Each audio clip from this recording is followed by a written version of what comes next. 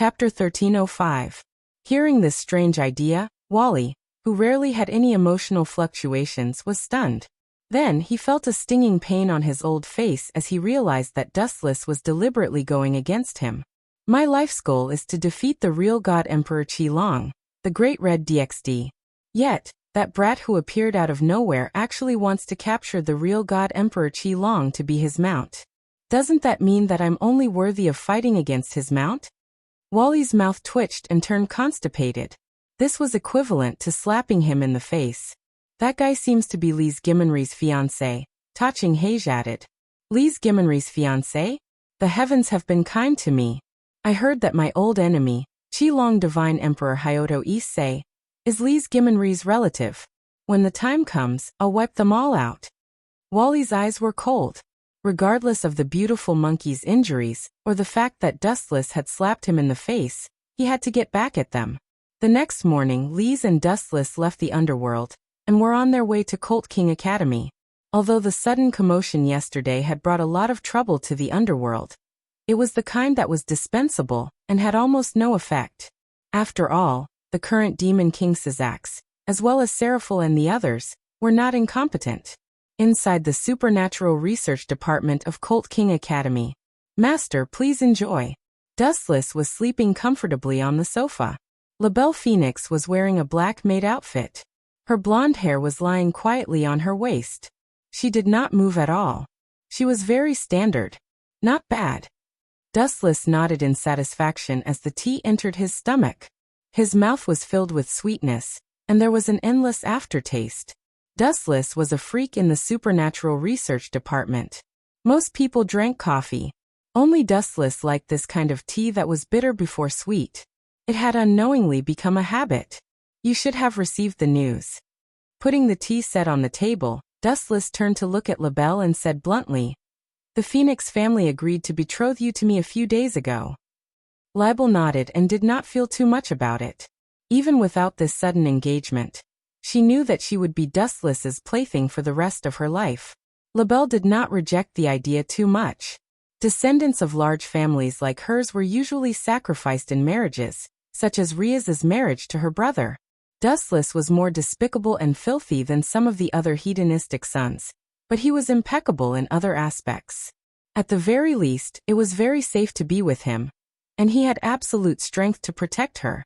Hee, it's good that you're aware. Dustless rubbed his palms and looked at LaBelle with sparkling eyes. He reached out his right arm and grabbed her. LaBelle was like a rabbit lying in Dustless's embrace. Her weak strength was negligible to Dustless. You want to do that kind of thing here? LaBelle's little face was red, and her heart was beating rapidly, as if it wanted to jump out. Why can't I? Dustless asked with a smile. He felt that it was very appropriate. Chakra rolled in his palm and vibrated slightly. LaBelle's maid outfit burst open, and her jade-like left arm was exposed. Dustless was stunned by the sight. Looks like I can only accept my fate. LaBelle smiled bitterly and closed her eyes in despair. She was the eldest daughter of a large family after all. After confirming that she had no chance of escaping from Dustless's demonic hands, not only did she not reject Dustless, she even purposely rubbed against Dustless's sensitive areas. She blinked her eyes like a blooming poppy flower. Even though she knew it was highly poisonous, she could not help but want to pluck it. The anti-terror tactic was useless. The smart LaBelle had to reconsider her relationship with Dustless. A powerful person would have countless women behind him. If she wanted to capture his heart, it would depend on LaBelle's skills. Following LaBelle's actions, the romantic atmosphere became more and more heated, and there was a faint sign that it was on fire. Huff! Dustless was panting heavily. Just as he was about to execute LaBelle on the spot, an untimely voice came. I really can't relax at all. Dustless seemed to have been electrocuted, and his movements suddenly became sluggish. Lias, is it really okay for you to be like this? Dustless turned his head to look at Lias, who had her hands on her hips, and was looking down at him from above. You are my fiancé. Lias sat opposite Dustless with her legs crossed. Due to her sitting posture, he could still see the black fat too with his excellent vision. Lias, he is also my fiancé. LaBelle said angrily, purposely pulling Dustless's arm into her embrace. "Labelle, get this straight. My engagement with him comes first. There is no order in marriage." The two women fell into an intense argument. Dustless felt a headache coming on, and he decisively chose to retreat. He smiled bitterly in his heart.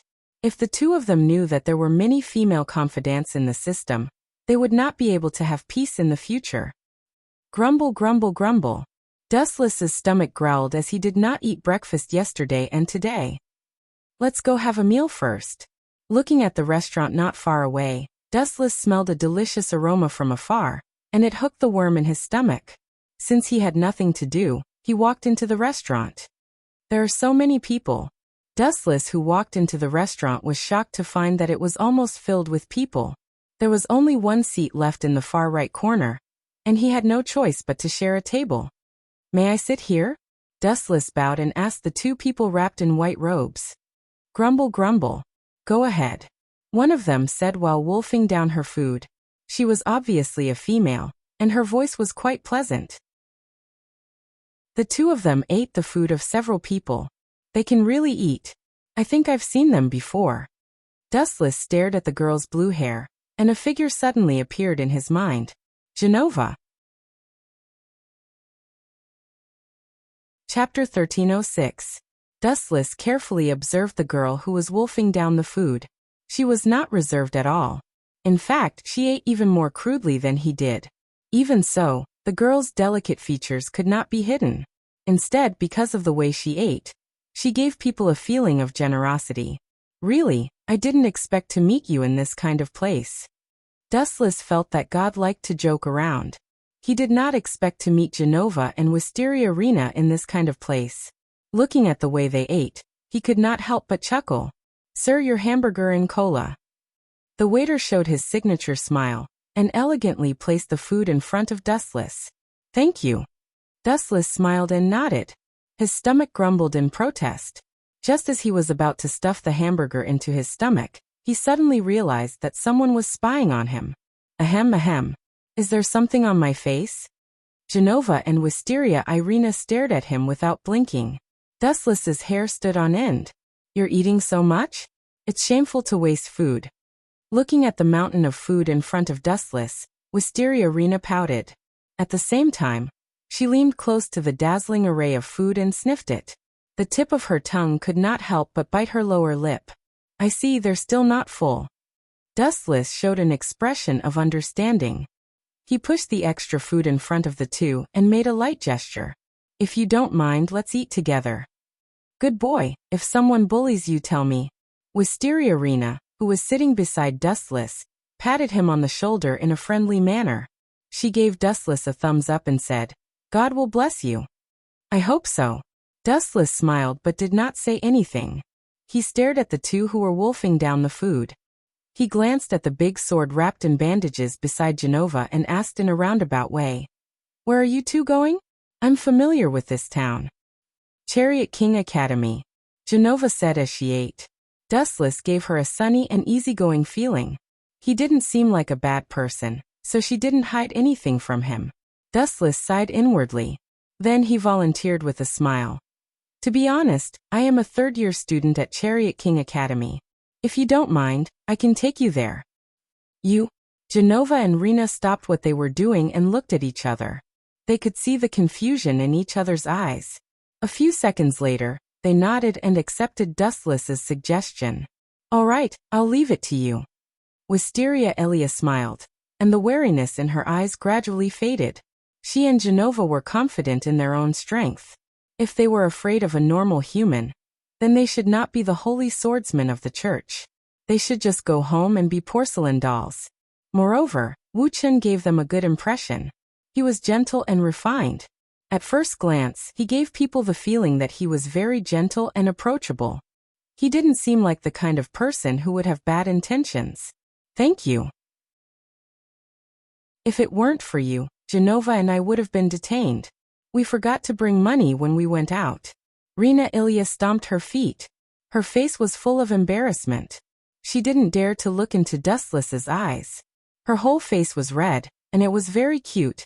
If Dustless didn't pay for them, They might have been detained by the shop owner to wash dishes to atone for their sins. Don't worry about it. It's a piece of cake. Dustless waved his hand. He could have as much money as he wanted. There was a bank near Chariot King Academy. If he didn't have money, he could just go there. Let's go together. I'm going to class anyway. Dustless smiled and shamelessly held the two girls' hands. Wisteria, Irina, and Genova's bodies stiffened, and an unnatural expression flashed across their faces. Just as they were about to struggle, a strange electric current suddenly spread through their bodies, and the power gathered in their arms instantly dissipated. They could only watch as Dustless left. You still want to fight with me? I'll pay for you too. If I don't take advantage of you, then God is too unfair. Dustless laughed in his heart. He felt the delicate touch of the two girls' skin. He smiled happily and held one in each hand. It was like he was a living god. Speaking of which, what are you two doing here at Chariot King Academy? Dustless touched the two girls' hands discreetly as he changed the topic to distract them. No comment. Rena, Ilya, and Genova said with a straight face when they talked about their mission. You two are very principled. Dustless praised them. In fact, even if he didn't say it, he knew about Genova and Rena Ilya's mission. They were looking for Rias and hoping that she wouldn't interfere with the conflict between the church and the fallen angels. Their ultimate goal was to find the missing holy sword. We're here. Pointing at the school in front, Wuchen couldn't help but loosen the two girls' little hands that slipped into the satin. We'll meet again anyway. What happened just now was good karma. Thinking about it, Wuchen also felt relieved. This was what it meant to be fated to meet, even if they were thousands of miles apart. If you two want to find someone, you can go to the student council. Here it's them. Dustless pointed at Song Na and Vice President Shinro Chuanji, who happened to pass by. Then, he left without caring about the two strange looks. Rena, Ilya, why do I feel like this guy is weird? Genova asked as she stared at Dustless's disappearing figure. It's more than weird. Didn't you notice? We've been led by the nose by him. Since when have I been so obedient? Almighty God, please give me an explanation. Wisteria Irina looked up at the blue sky and asked. Soon after, she realized something and said angrily. To think that we trusted him so much. He secretly touched my hand, and even aimed at my chest and legs. Chapter 1307. Wisteria Irina and Genova looked at each other, and clenched their teeth in anger. They had thought that he was a well-educated gentleman, but who would have thought that he was a shameless beast in human clothing? Rena, forget it. You did treat us to a meal. Genova waved his hand, indicating that she did not need to mind. Don't forget our mission. There's no need to take such a small matter to heart. Genova was afraid that Rena would start a massacre over such a small matter. After all, this was Chariot King Academy, the demon's territory. Let's go meet the president of the student council. Time flew by, and it was around noon in the supernatural research lab. Dustless was hugging Riaz, intending to have an in-depth conversation about the future, when a third wheel suddenly appeared. Bad luck. Today is really an unlucky day. Dustless pursed his lips and grumbled unhappily. They should have all left. Riaz frowned slightly. She was also rather frustrated. After witnessing Dustless's power, she had to hold on to this trump card tightly. Sometimes, necessary communication was necessary, and Dustless was not her kin. If he wanted to change jobs, she could not stop him. Please come in. After tidying up her slightly messy clothes, Riaz sat in her usual seat, while Dustless lay on the sofa with a gloomy expression. Creak. The door was pushed open, and two graceful figures entered his sight. So it's them. What a rare guest. Dustless's eyes sparkled as a faint smile appeared on his small face. Song Na and Lady Shinra Chuanji, are you two here for me? The people who interrupted Dustless's business were the president of the student council, Song Na, and her kin Shinra Chuanji. Looking for you? There's a limit to how thick-skinned you can be. If it wasn't for the situation, I would never want to see your annoying face. You better be killed by some hateful man. When she looked at Riaz, Song Na still had a faint smile on her face, but when she heard Dustless's harsh voice, her expression changed faster than flipping a book. Tisk tsk. A woman's heart is the most vicious. Dustless looked at Songna playfully, and then teased. I thought your sister couldn't wait any longer and sent you to discuss our marriage. The hot water that she had just drunk spat out. Riaz gaped at Dustless. This guy really did not care about other people's feelings. You. Songna's face was flushed red, and she clenched her fists. A special magic array appeared in front of her, and she glared at the smiling Wu Chun. If it wasn't for the difference in strength, she would have pierced Wu Chen's heart with thousands of arrows. By the way, no one seems to know about me and her sister. Seeing Songna gnashing her teeth in anger, as if she wanted to swallow him alive, Dustless realized that no one knew when he forced himself on Seraphil. Songna, why are you here? Riaz glared at Dustless and asked. It's not me who's looking for you, it's the two of them. Songna shook her head. At the same time, two figures walked out from behind her and Shinra Chunji. Oh, looks like we meet again. With a slight glance, two familiar figures came into view. Ladies, I forgot to introduce myself. My apologies. Dustless stood up, and his smile was like a spring breeze. My name is Dustless, nice to meet you. The sudden visitors were Genova and Wisteria Irina. You dare to appear in front of us? Rena jumped in front of Dustless like a chili pepper, with her hands on her hips. This sudden change stunned both Riaz and Songna. They looked at each other and saw the strange look in each other's eyes. Obviously, they knew each other. You're making me feel disgusted. Glancing at Songna, Riaz already knew the identity of the visitors. They were most likely from the church. Why wouldn't I dare to appear in front of you? You must understand that this is the supernatural research lab. Dustless did not answer but asked back. He pointed at Riaz and said confidently, plus, I'm Riaz's fiancé. Hearing this, Genova and Rena were stunned. They were sure that Dustless was a human, and Riaz, the sister of the Demon King, would value a mere human. Minister Riaz, we're here to negotiate today.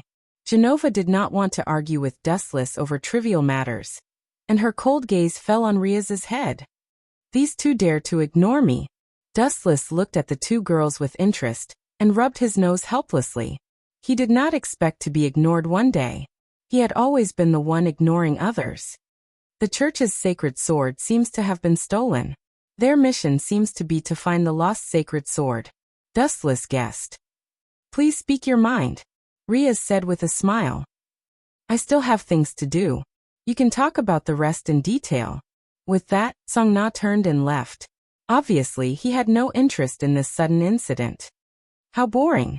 Looking at Songna and Shinrachuanji's disappearing back, Dustless smiled. He did not have the time to listen to these boring things, especially boring things that he knew. Since I have nothing to do, I'll play with the two of you to kill time. Dustless followed Songna and Shinrachuanji without hesitation. At the same time, in another direction, the situation was extremely serious.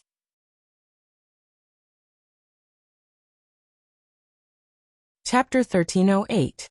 In this unfamiliar world, there were barely any signs of human habitation. There were only a few figures. It's really surprising.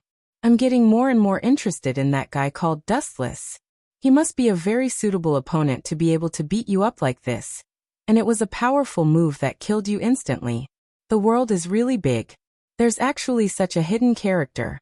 I've never heard of a strong person called Dustless. White Dragon Emperor Wally stared at beautiful monkey who had just been bandaged. His eyes were burning with a burning battle intent. The boiling battle intent traveled through the restrictions of space, wanting to see Dustless's true appearance. Isn't this a good opportunity? The demons of the demon world, the fallen angels, and the angels of heaven are going to hold a three-party meeting soon. You're now the subordinate of the fallen angel Asafel. You can use this opportunity to understand him, but I can tell you that he's very strong. If he wanted to kill me back then, he would have ended up more miserable than beautiful monkey. Kitten's sister, Black Song of Taching, showed fear and yearning on her enchanting little face. Is he really that strong? At this moment, a slightly doubtful voice was heard. A girl in a gothic dress suddenly appeared, floating in the air like a hydrogen balloon. Her skin was white and beautiful, and her flawless face was clean and tidy. She did not need to dress up deliberately, and her small body revealed natural beauty. An enemy who can kill beautiful monkey instantly must be very strong. You think so too, right, Orpheus? Wally turned his head and glanced at the girl who appeared and disappeared mysteriously. He had to admit that he might be very strong now, but he was as weak as paper in front of Orpheus, who was at the top of the pyramid. He should be a god from some force. Orpheus' tone remained indifferent. His gaze swept across beautiful monkey, who was covered in injuries, and the damaged Jingu Bang.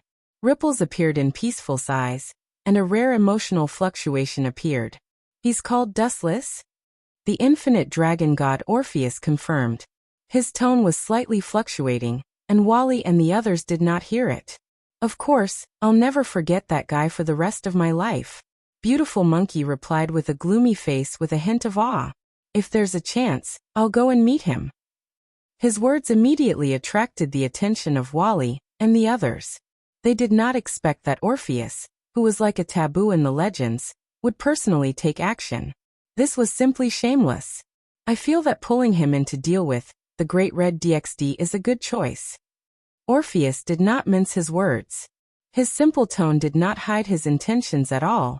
In reality, she had the power to destroy the world, but inside, she was a pure little girl. She was not scheming at all. What if he wants to join? Taching Haga frowned and asked. When he thought of Dustless's frivolous face, he felt that it was impossible. Dustless gave people the impression that he was not a tactful person who would give in. It's very simple. I will personally destroy him. Orpheus' adorable and delicate face did not change. She remained calm and peaceful. Perhaps this was a display of her confidence. The infinite dragon god Orpheus was an extreme existence that even the gods feared and trembled in fear. Its strength could be said to be invincible, and it indeed had the right to be arrogant. He will be my assistance in defeating the Great Red. Towards Dustless, Orpheus's tone was firm. If what the beautiful monkey said was true, it meant that Dustless was comparable to Wally, and even had the potential to surpass him. How could she let go of such a good trump card? Kik. Miss Songna, why are you running so fast? I'm not a tiger. In the corridor, Dustless's teasing voice could be heard. Then light flickered. He was like a wall in front of Shinra Chunji and Songna, staring at them with a smile. Tiger? Don't insult such a cute creature like a tiger. You are much more ferocious than a tiger. The two of them were speechless. At least tigers only knew how to eat humans. Dustless, this weirdo, not only did he know how to eat humans, but he also knew that offending him would make them suffer a fate worse than death. What do you want?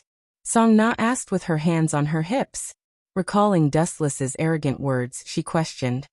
Please don't make up stories about my sister in the future, especially when it comes to something as important as marriage. Songna originally wanted to use Seraphil's name to threaten Dustless. However, Seraphil was defeated in the previous battle. Even her chastity was taken away by Dustless. However, no one knew about the matter between Dustless and Seraphil, including Songna. It all depends on my mood. Facing the serious Songna, Dustless responded with a smile. His answer was frivolous and perfunctory. Before you question others, you have to talk about other issues first. Dustless's tone suddenly became gloomy. His eyes were filled with coldness. Miss Songna, you purposely lured those two girls here to cause trouble for me, right? Panic flashed in Songna's eyes. Her face was red as she argued. Please don't talk nonsense. I didn't know you had a grudge. Besides, it was those two girls who asked to find Riaz. Dustless looked down at Songna quietly. He did not believe her answer at all. This girl wanted to cause a conflict between him and the church. After all, Dustless was a human, and Riaz was a demon. Even if they were engaged, they could just break the contract if something unexpected happened. By then, the church would only have Dustless as their enemy. This girl is young, but she's quite good at scheming. What a pity. Dustless suddenly moved closer to Songna's ear. The corner of his mouth lifted slightly, revealing a faint smile. He went straight to the point. Songna, there are some things that you don't need to quibble about. For your sister's sake, I can let bygones be bygones this time. In the future, you better stop before things like today. If something happens to me, your sister will be a widow. Chapter 1309. Song-na stared at Dustless, who was right in front of her, dumbfounded. She couldn't help but sob. What did you do to my sister? Song-na had a bad feeling. Thinking that her most respected sister might have been defiled, her tone and eyes were as cold as a knife. Didn't I say before that you can call me brother-in-law? Dustless maintained his gentle smile, his expression serious. You. Song-na felt like she had eaten a fly, her stomach churning. She vaguely guessed what Dustless had done to Seraphil. It's all my fault. Song-na closed her eyes in despair, her heart filled with regret and self-blame. Because of a trivial matter, her sister was defiled by this beast in human clothing. She regretted it deeply. Don't put on such a pained expression, Dustless advised. Song-na's eyes were empty, as if she had been turned into a walking corpse by a soul. You still have the cheek to make sarcastic remarks? This is all your fault. A cold wind blew. Song-na's kin, Junlua Chuanji, glared at Dustless. Your sister is very happy to be with me. Dustless smiled at the look that wanted to kill him, and said meaningfully, What do you mean? Do you think I'm a child? Song-na's gaze was immediately drawn over. She looked at Dustless in confusion. Her sister was defiled by this beast. How could she be happy? Absolutely impossible. The reason is simple. You should know the demon world without me telling you. It's about the most basic law of the jungle. Survival of the fittest. The weak will be abandoned sooner or later. Although your sister has the strength of a demon king, there is still a gap between her and a surpasser like Sazax. I don't need to tell her this. How can she survive in a world where the strong are everywhere? Only by finding a towering tree can your seedy family live forever. Your sister can't even be happier. She's going to get married sooner or later anyway, and I'm the best candidate for her.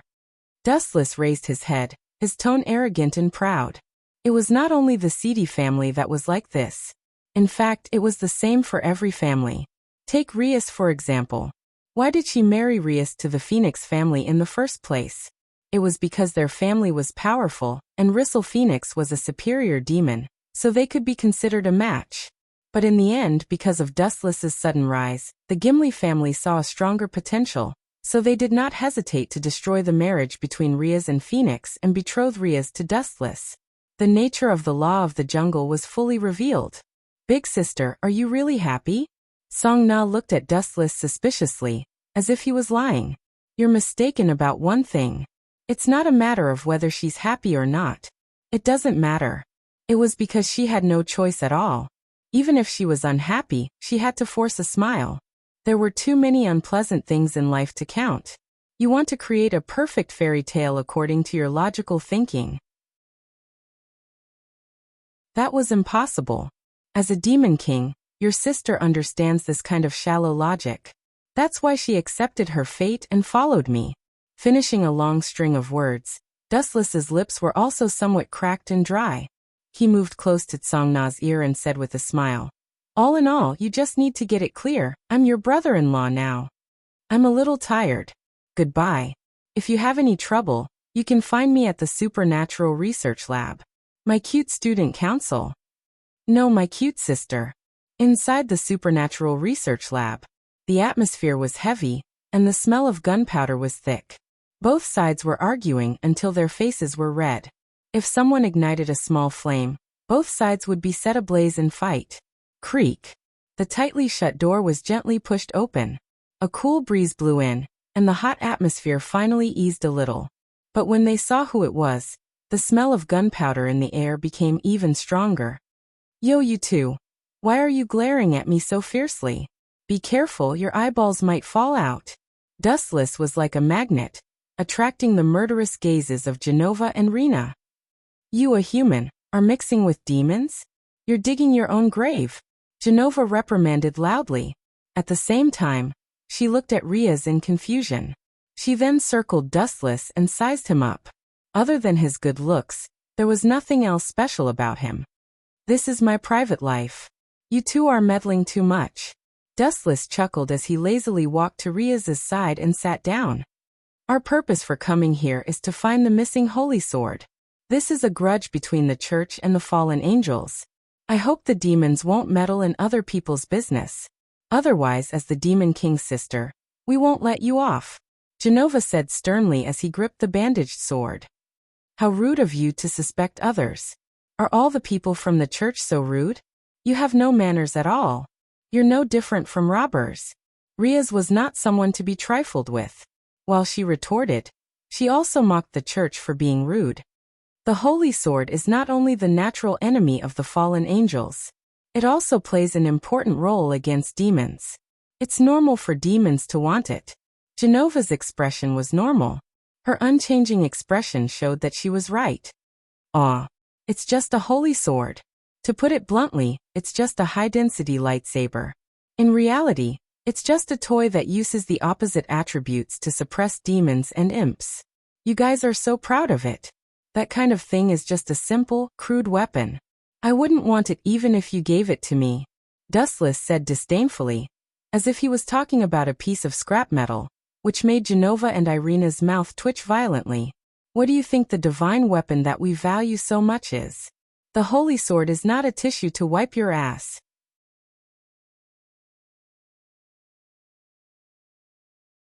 Chapter 13:10. Both Genova and Wisteria Irina's faces turned the color of pig liver. Anyone could tell from Dustless's mocking tone that he was treating the legendary holy sword as nothing more than a fire-burning stick. It was even worse than a fire-burning stick.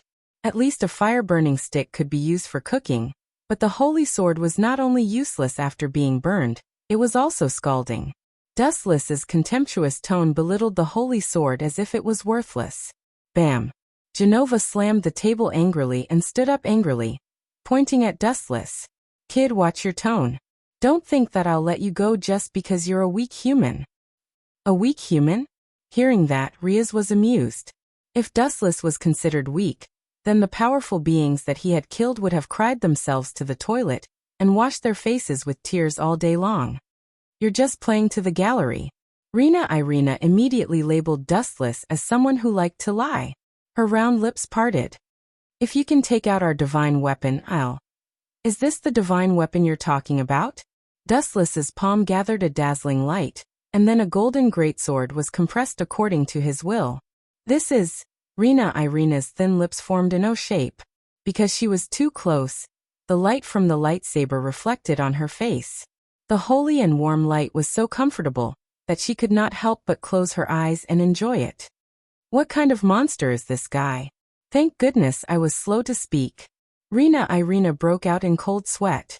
She was prepared to say that if Dustless could take out the divine weapon, she would be willing to be his slave or servant. Who knew that Dustless would cut her off first, or else she would really become Dustless' servant.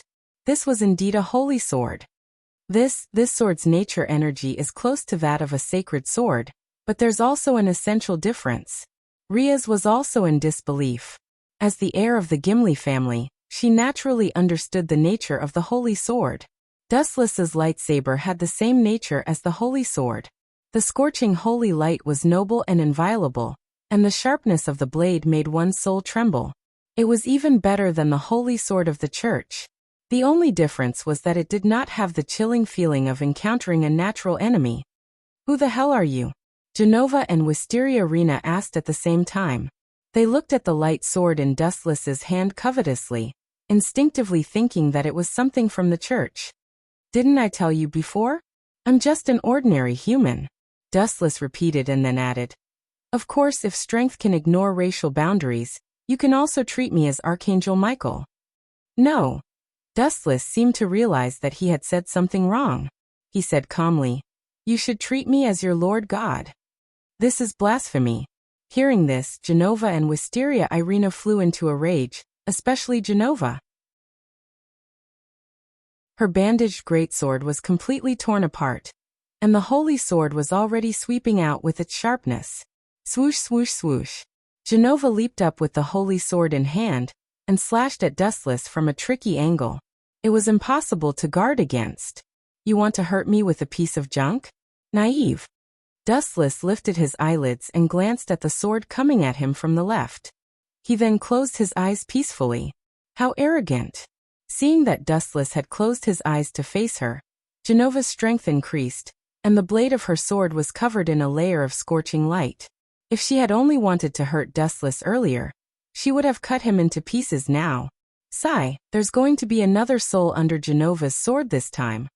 Rena Wisteria closed her eyes, not wanting to see the cruel scene of Dustless being decapitated. Clang!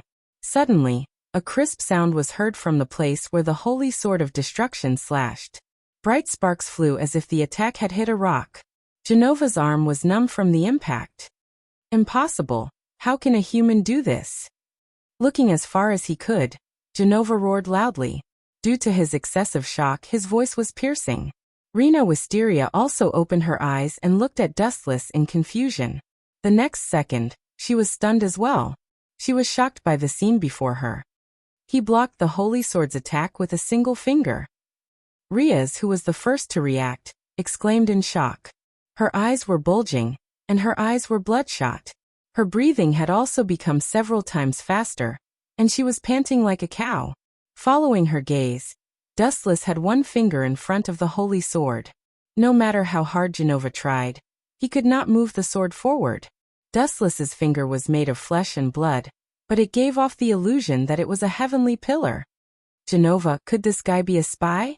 Are the two of you acting in a musical? But this is too fake. How can a finger be harder than a holy sword? You can't even fool a newbie like me. Bad review. Rena Wisteria, who had recovered from the shock, said proudly with a victorious smile. She was happy that she had exposed Dustless and Genova's clumsy acting. Then she stared at Dustless's head with burning eyes. Wisteria Irina decisively released her holy sword. This time, I will chop off your head and expose your terrible acting skills. The holy sword was extremely sharp, and the cold light reflected on people's faces. Their expressions changed drastically, and they took a few steps back. They instantly felt the shadow of death and the pressure. Whoosh! Rena Wisteria leaped into the air above Dustless's head.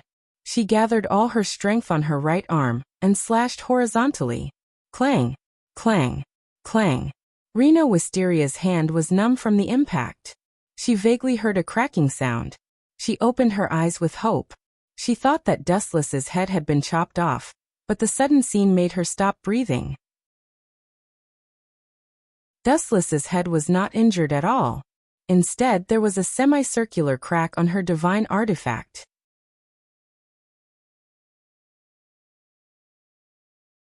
Chapter 13:11. Wisteria Rena looked at the damaged holy sword in a daze.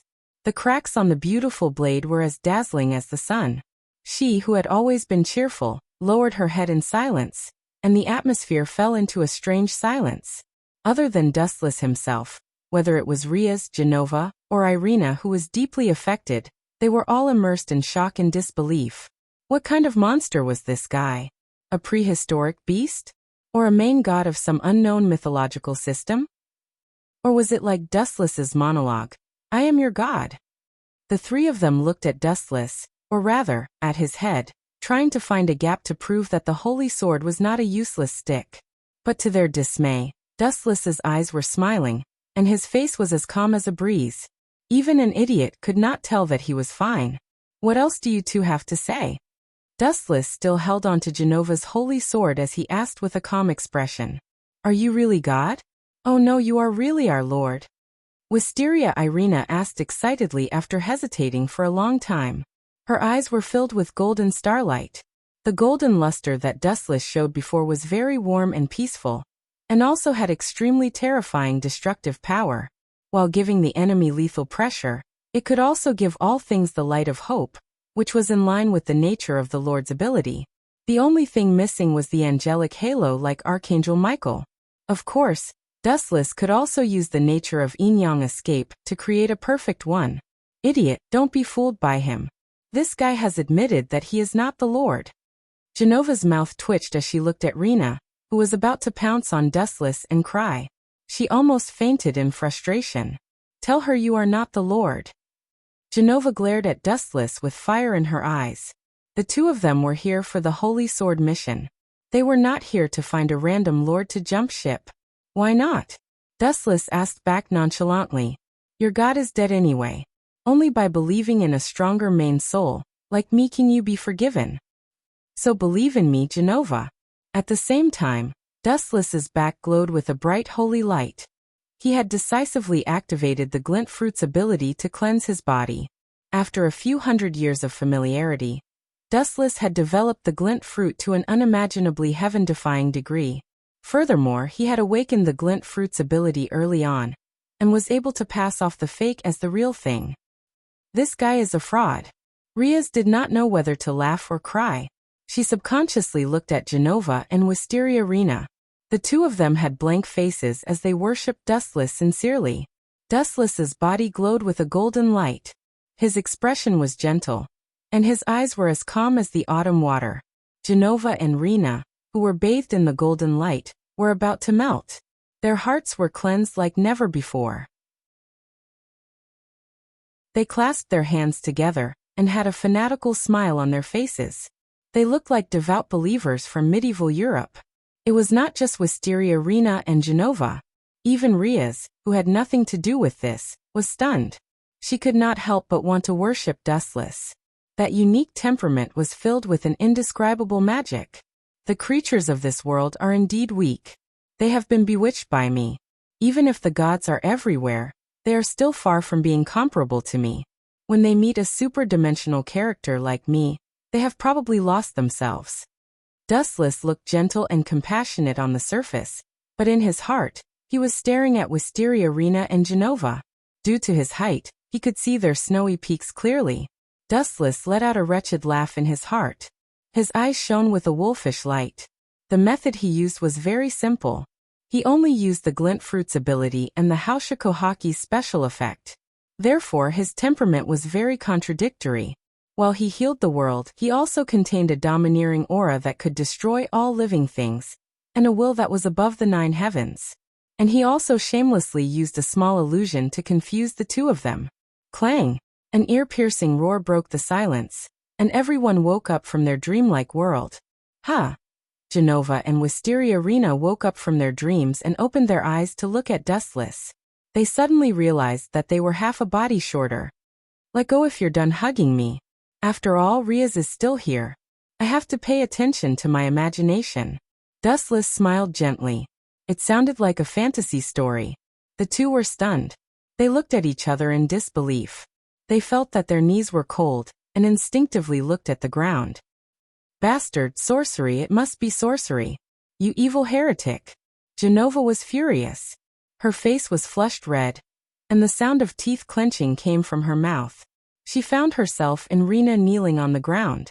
Both of their hands were hugging Dustless's thigh, afraid that this master would run away.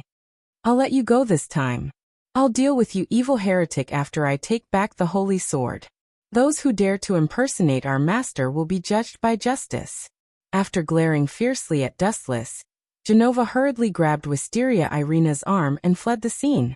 She looked extremely flustered and terrified, and her entire body felt uneasy. Genova's mind was filled with Dustless's back, and the illusion that she would rather die than leave him. She knew that this was an imposter savior, and yet she still had the thought of changing her mind. Is it really okay for you to trick other girls like this? It might affect the relationship between the demons and the church. Riaz smiled bitterly. In fact, it was not just Genova and Rena.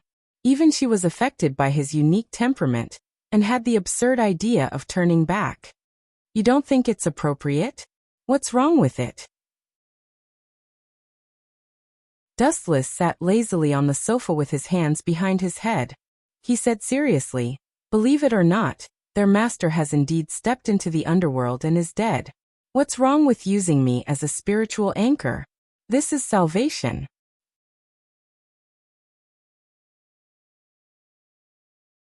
Chapter 13:12. In fact, it was not just the gods. Even the demon lords had all fallen. But this shocking news was too difficult for Riaz, Genova, and Rena to digest. It was almost impossible. Right. His eyes flashed as Dustless suddenly remembered the culprit who stole the holy sword. He turned into a golden rainbow and disappeared from the supernatural research department. Damn it, that bastard who pretended to be the Lord. Genova cursed Dustless in her heart. So what if he pretended to be the Lord? But why did he have to pretend so perfectly?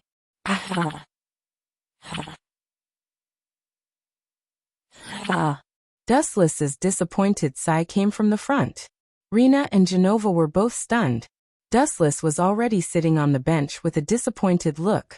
He said, I finally got the information about the missing holy sword, but you two are still cursing me behind my back. Looks like I don't need it. I still have things to do. Goodbye. With that, Dustless's body glowed with endless light and gradually lost its texture. It looked like he was about to turn into light and disappear. Hey, wait.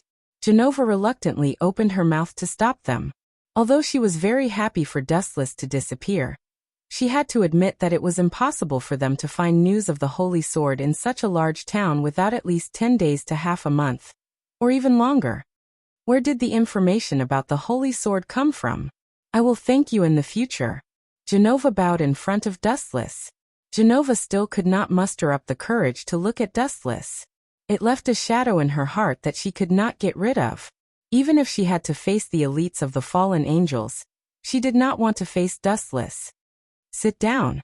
Patting the empty seat beside him, Dustless smiled and said, the mastermind behind all of this is actually a cadre of the fallen angels, Korkabor, and a few of his underlings.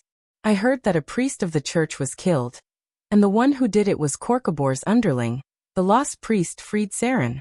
Ever since the last Great War, Korkabor has been bored with the current world, so he wants to start a war. After failing to snatch the sacred sword from your Archangel Michael, he seems to be up to something new this time. He plans to start a war with Cult King Academy as the center, pulling in all three factions and starting a fierce war. You understand it very well.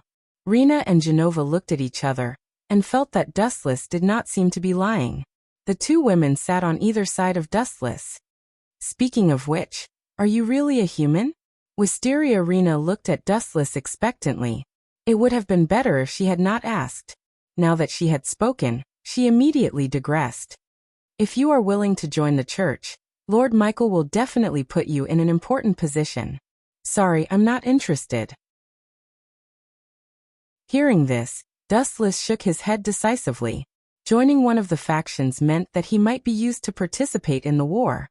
He did not care much about things like the world, but after obtaining it, sometimes he would feel even more bored. That's a pity. Genova's eyes dimmed. In fact, she also felt that Dustless joining the church was a stock with unlimited potential. She believed that he would definitely shine in the future. I appreciate your kindness. Dustless smiled and nodded. His eyes moved slyly as he looked at the full breasts. Dustless thought that his charm was not bad, but it was impossible to make someone abandon their faith and fall for him on their first meeting. He could only ask for the next best thing. Why don't you two give it to a friend? There was still a long time, so he could slowly conquer it in the future. It would not be too late to talk about other things after getting on this line. My name is Genova. Please take care of me in the future. My name is Wisteria Rena. Please take care of me in the future.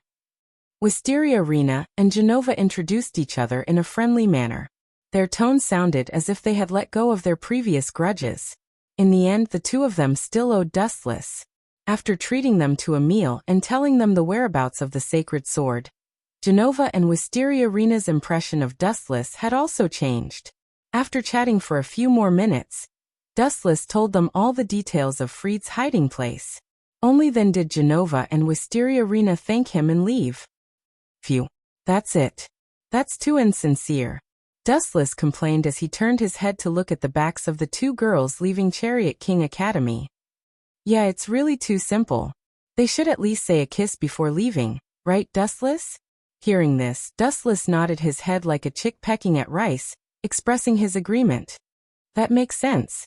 After all, this is the whereabouts of the sacred sword. They really did want to kiss me. Junai, eavesdropping is not your style. The gentle voice that had suddenly spoken was none other than the smiling Junai. Era. I didn't hear you speak, but I could feel your resentment from afar. Looking at your resentful face, I could guess what you were thinking. Does this count as telepathy, Dustless? Junai was indeed a charming fairy. Every word and action of hers revealed a fatal charm. Looking at Junai, who was leisurely walking over, even though Dustless's mind was as steady as a rock, he could not help but feel a surge of emotions. Right, where's Isha and Kitten? Noticing that the two of them were missing, Dustless frowned and asked. As for Issei Hutu, he was ignored. Who asked him to be a man? The people of the church were about to start a war with the fallen angels. At this critical moment, mistakes were inevitable. Dustless had promised Isha that he would take care of her for the rest of her life. It's very rude to talk about other women in front of me. As she spoke, Junai deliberately moved her slender waist closer to Dustless. Her seductive eyes were like silk.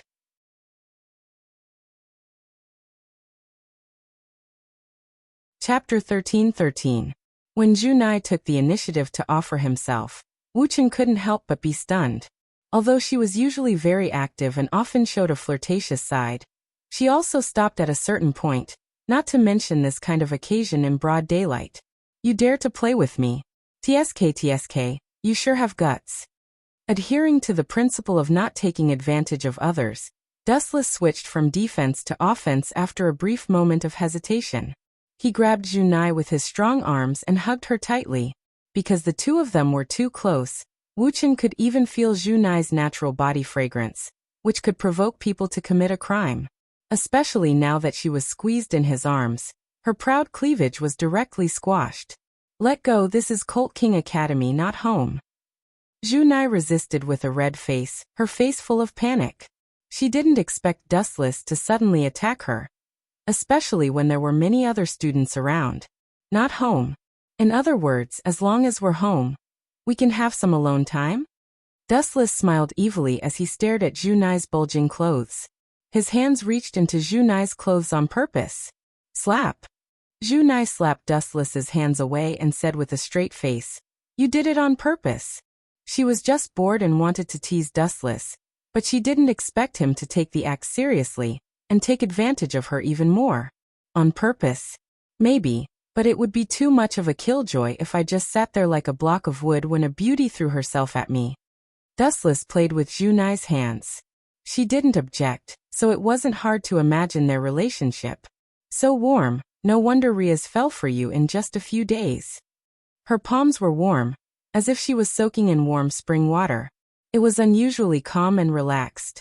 Dustless's arms were like heaven. Even I fell for it. Junai laughed bitterly at herself. She finally understood what it meant to be together for a long time. Even if there was no such thing as feelings, as time passed, two people would fall deeply into each other's hearts. Moreover, Dustless and Junai were living together every day. Speaking of which, why are those people from the church looking for you? Suppressing the strange emotions in his heart, Junai changed the topic and tried to maintain a natural smile. What else could it be? They're always bothering themselves with some ordinary scrap metal. Those people from the church are really bored. Dustless leaned his head on the bench and said in a bored and uninterested manner, Scrap metal. Junai frowned and could not help but ask, What do you think the church is? They're not a junkyard. I think so. In any case, the holy sword is no different from scrap metal in my eyes. Dustless shrugged casually. Are you saying that the church's holy sword is a piece of scrap metal? Junai glared at Dustless in annoyance. He couldn't help but cry out for those who had been killed by the holy sword. His eyes darted around, afraid that Archangel Michael would suddenly jump out and strangle Dustless. In the blink of an eye, a day had passed in the Supernatural Research Department. At this moment, everyone from the Supernatural Research Department was present, except for one person, Huta Issei. I didn't see Yijo-san yesterday, and he didn't come to school today. It seems like he didn't ask for leave from the teacher, and I went to his house to look for him, but there was no one there. Frowning, Shiba Yudo said worriedly. Thinking of Huta Issei, everyone felt a headache. This guy's brain was empty, and it seemed like he only had things like Appa. His training and strength were even worse. TSK, it seems like it's because of me that Huta Issei ended up in this state. Otherwise, he would be the one surrounded by the girls right now. Dustless thought to himself and couldn't help but sympathize with Xian. Huta Issei was still a general without an army, and all the girls that he was interested in were all in Dustless's arms. That was why Huta Issei was still single. Mr. Issei should be fine, right? The kind-hearted Aisha said worriedly.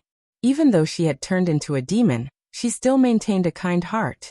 No, Senpai is the host of the Red Dragon Emperor's Gauntlet. He won't be that useless. Although his strength is still very weak, I think he should be able to protect himself. Kitten was still somewhat confident in Huta Issei. Of course he will be fine. Dustless also nodded in agreement, and then ridiculed in his heart. If he sees Appa, Brother Issei will unleash a strength that will make even the gods retreat. The reputation of the Breast Dragon Emperor was not for nothing. Dong dong dong. At this moment, there was a sudden burst of messy knocking on the door. Before Riaz could open her mouth to let someone in, the person directly broke the door open and barged in. Sorry for the sudden interruption. The person who came in was Tsangna's servant, Shinra Chuanji. At this moment, her hair was covered in sweat, and she was panting heavily. It seemed like she had run all the way here.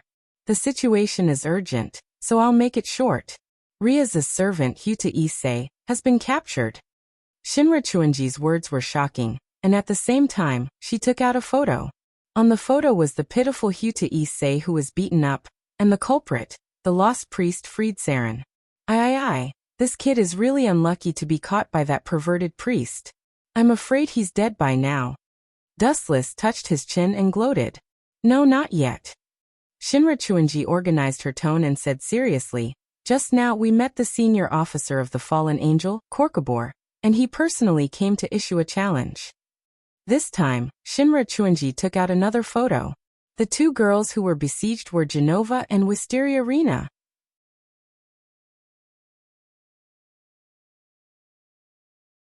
Chapter 13-14. The two girls wielding sacred swords were in a sorry state, sweating profusely as they stood back to back, staring at the approaching enemy. Was this sent by Kokbor? Dustless glanced at Shinra Chuanji and asked. The picture was quite good, probably taken at close range. Kokbor probably ordered his men to take it to threaten Riaz.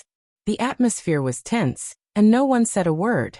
In the middle of the picture was a close-up of Kokbor himself, flapping his dense black wings, his expression full of arrogance. As a cadre of the fallen angels, Kokbor did have the right to look down on others. This idiot called Kokbor looks like an idiot. Is he tired of living?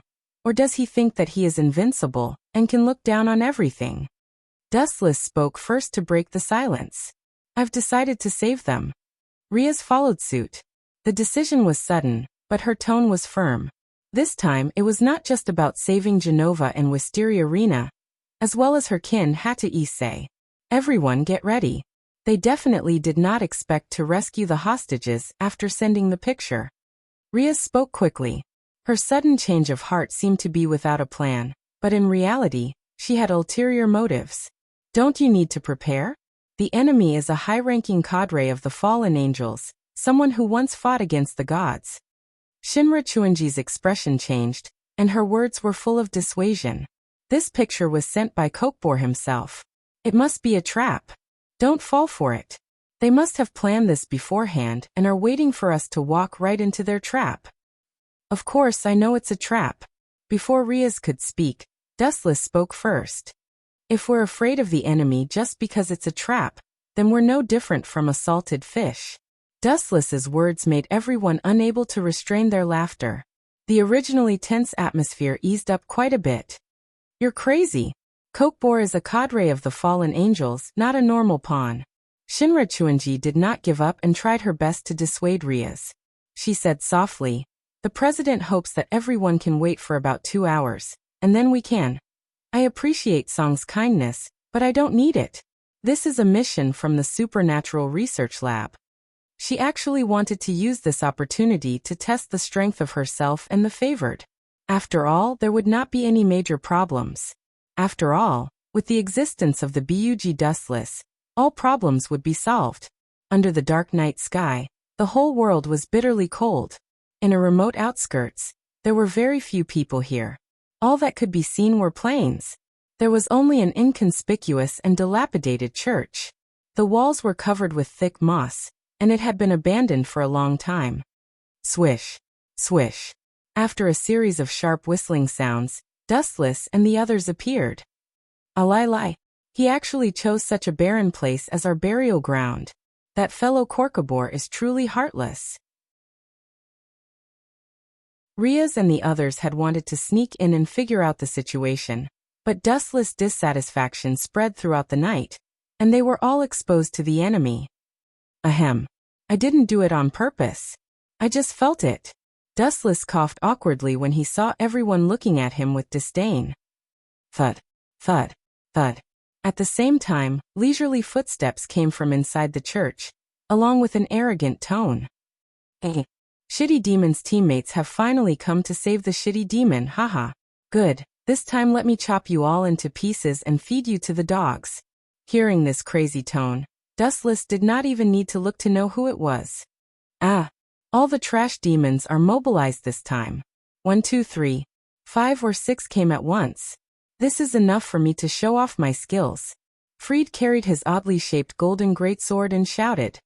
He did not care about Riaz and the others at all, and had already sentenced them to death. There are so many arrogant bugs like him. Doesn't he know that he's the reason why I hate him for smelling the air around him? Dustless waved his hand in annoyance. He realized that the air he breathed into his nostrils had a foul stench. You damned handsome gigolo, what did you say? Hearing that, Fried's gaze fell on Dustless. He was not an idiot. Naturally, he knew what Dustless meant. How dare he say that my mouth stinks? How dare he? Under everyone's gaze, Fried carried his gleaming holy sword and turned around, walking towards Dustless. His face was cold as ice. Shitty demon. There seems to be a difference between you and them. Pointing at Riaz and the others, Fried frowned slightly. His sloppy expression was somewhat restrained. He felt that there was a world of difference between Dustless and Riaz and the others. How shocking. You can still see the difference between Riaz and me. TSK, I didn't think that there would be a piece of trash like you in this backwater latrine. Dustless said with a smile, giving a thumbs up with a flattering expression. Riaz, Junai, Tachin Kitten, Aisha, and the others could not help but laugh. Dustless's analogy was even worse than pointing at Fried's nose and scolding him. You're asking for it. I'll cut you into pieces right now. Seeing this, Fried flew into a rage. Holding the sacred sword he had stolen, he charged at Dustless. This young gigolo's strength was only half-baked, but his mouth was sharp and crafty.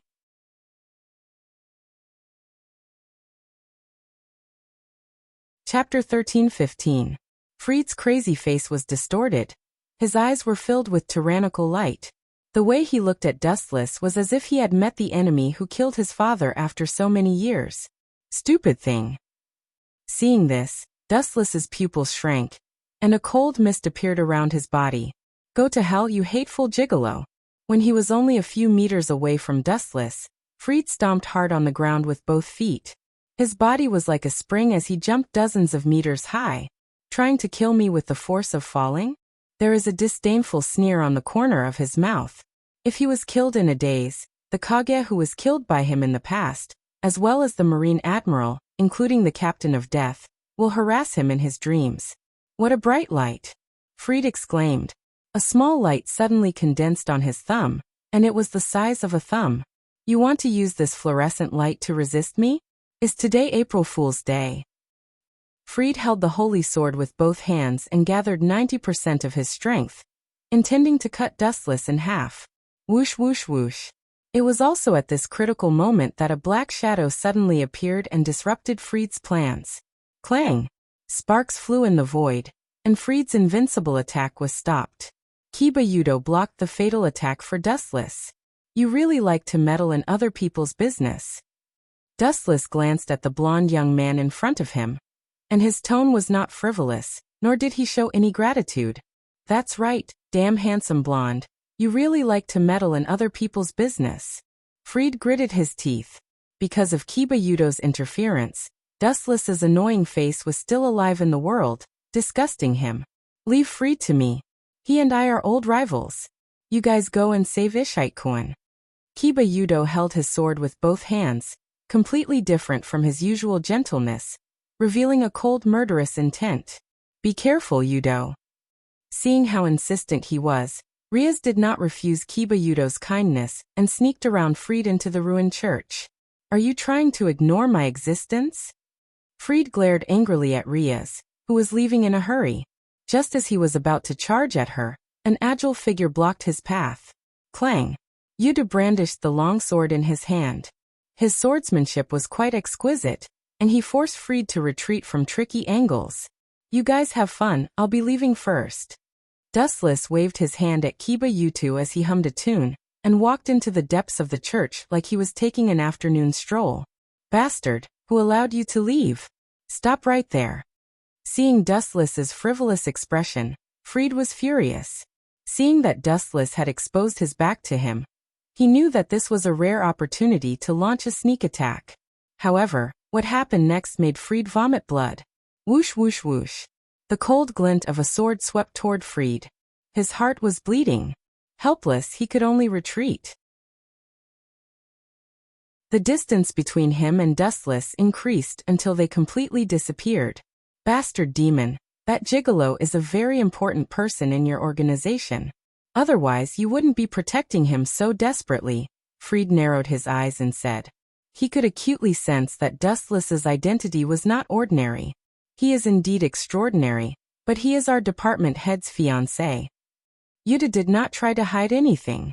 Dustless's identity was no secret. However, there is one thing that you are mistaken about. I did everything I could to prevent you from getting close to him, not to protect Dustless. Yuta took a deep look at Fried, whose expression was twisted with madness, and said bluntly, You misunderstood. I prevented you from getting close to Dustless because I know that you are not from the same dimension as him. I reckon that you will be instantly killed. This is not the ending I want to see. I still have a lot of questions to ask you, so naturally, I can't let you die so easily. Rather than protecting Dustless, it's better to say that I am protecting you. Inside the spacious and dilapidated church, the air was filled with the stench of rotting corpses, which was nauseating. There doesn't seem to be any powerful characters. His observation haki spread quietly like a wave, and the entire dilapidated church was under the eyes of Dustless. Carefully perceiving the surrounding life forms, Dustless was disappointed to find that most of them were at the level of supporting characters. Ishichin-san, are you okay? On the stone pillar supporting the entire church, Hyuta Issei was covered in blood and tightly bound by iron chains. His body was full of wounds, and it was estimated that he had been tortured before. There is someone else. Under the perception of observation haki, Dustless found that there was a person tied on the other side of the stone pillar. When he approached, it was a familiar figure. Miss Rina E. Dustless walked to Rina Yi's side. Looking at her sleeping face, he couldn't help but frown. She's the only one who's been captured. Genova probably escaped unharmed. Speaking of which, where did Korkabor go?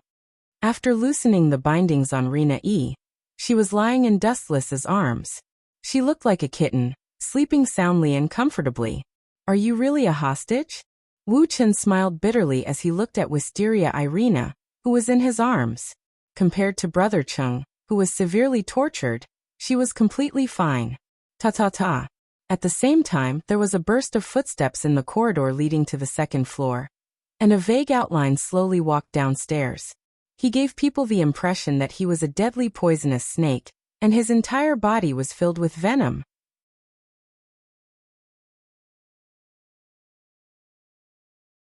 Chapter 13-16. Dustless noticed the figure that suddenly appeared as well, but he did not pay much attention to it after noticing that he was not much different from a normal human being. He ignored him as a minor character. Now it seemed that this guy was someone. Cough cough cough.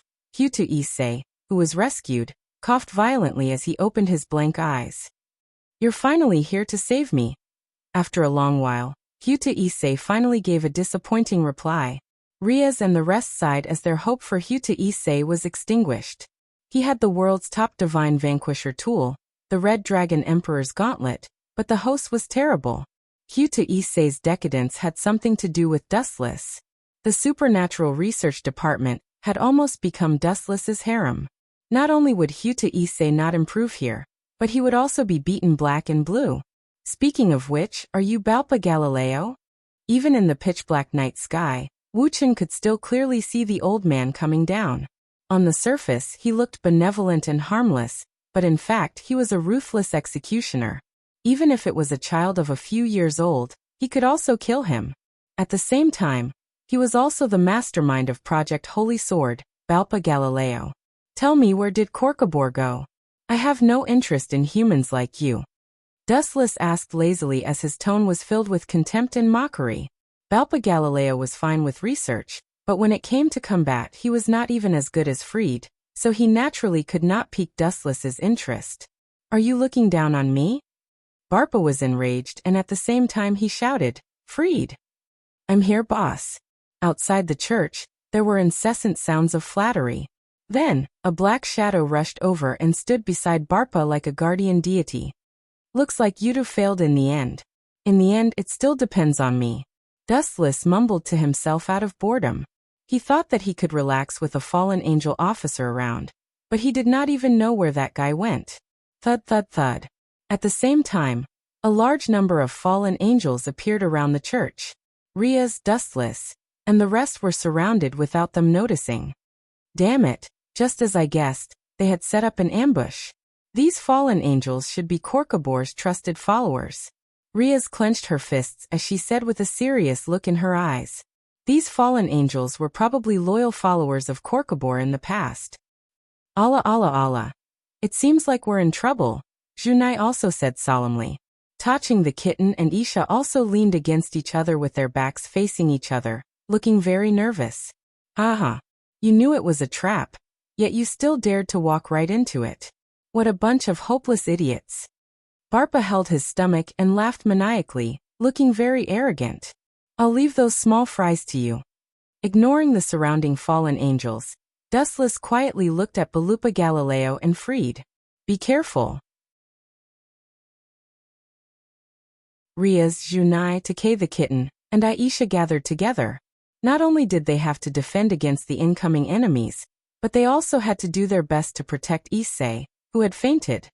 Damn pretty boy, I'm not going to trouble you, but you still dare to come and die. Fried laughed savagely. He was indeed powerful, as he had already injured Kiba Yudu. Especially. Fried looked at Wisteria Rena in Dustless's arms and said sinisterly, You dare to fight me with a woman in your arms? I don't know if you're brave, or you don't know how to spell the word death. Boom boom boom. At the same time, a fierce battle broke out around them. Rias and Junai were fighting fiercely against the incoming fallen angels. While Kitten was in charge of protecting Issei and defeating the incoming enemies, Aisha was in charge of healing him. Their teamwork could be considered tacit. Thud thud thud. Dustless looked at Fried quietly. He was too lazy to talk nonsense with this idiot. He carried Wisteria Rena and calmly walked toward him and Balpa Galileo. His clean face had no extra expression, and his eyes were as calm as water. This kind of ant could be killed with a raise of his hand. He had no right to talk to him. Bang. After closing the distance between Fried and Balpa Galileo, Dustless suddenly stopped. He hooked his finger and sneered contemptuously. Bring it on, small fries. Hearing this, Fried's anger exploded. Kiba Yudo's words had already left a deep psychological impact on him. Now that Dustless dared to provoke him in such an arrogant manner, he could no longer tolerate it. Moreover, Fried did not know what tolerance meant. Go to hell, annoying pretty boy. Fried had the same evil expression every time he appeared. When he attacked the enemy, he always liked to show an extremely twisted and sick face. He could do it to others, but he was still far from being able to intimidate Dustless. He was just asking for humiliation. Whoosh whoosh whoosh. The sharp radiance of the holy sword was about to swallow Dustless and Wisteria Rena, but the two of them were motionless like stones, treating everything as air. Seeing that Dustless did not dodge, Fried's hideous smile became even more sinister. His sick smile was filled with evil, as if he could already see Dustless's tragic death. Buzz buzz buzz. When the holy sword was about to cut through Dustless's head, a transparent repulsive force field expanded. Shinra Tensei. Sensing the special power coming from his body, Fried's expression changed slightly. This was an attack without any substance, and it sent him flying effortlessly. Bang! Fried landed heavily on the bed.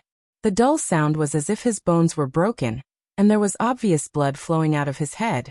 KO in one move.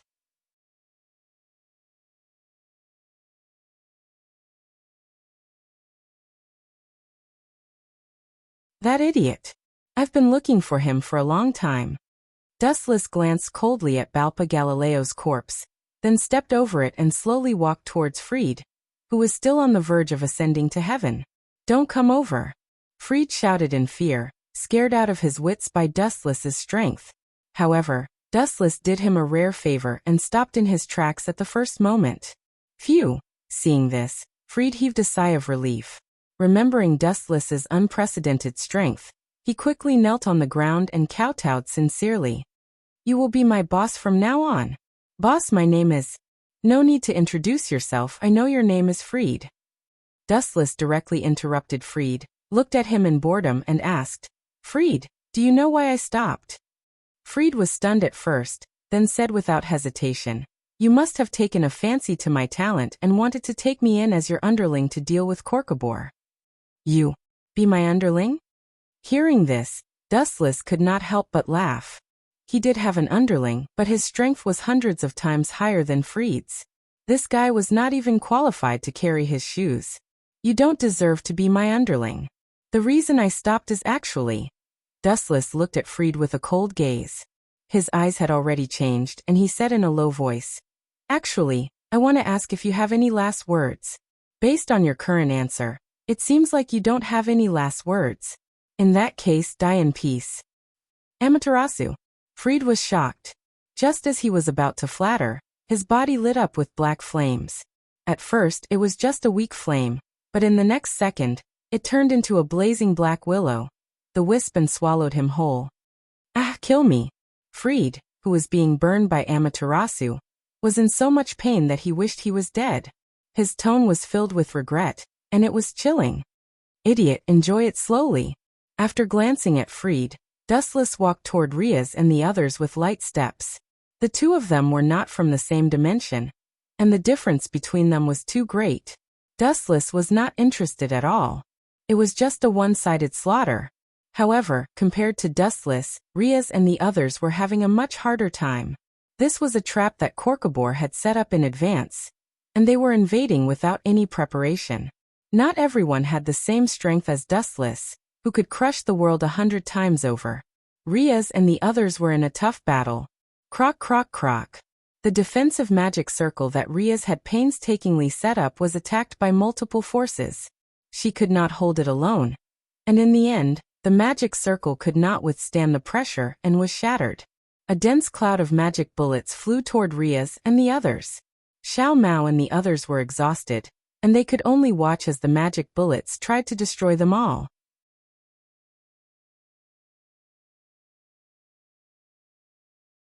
Chapter 13:18. Riaz, Junai, Kitten, Aisha, and the others all had despair written all over their faces. Looking at the large number of fallen angels swarming toward them, they felt their scalps tingle and despair.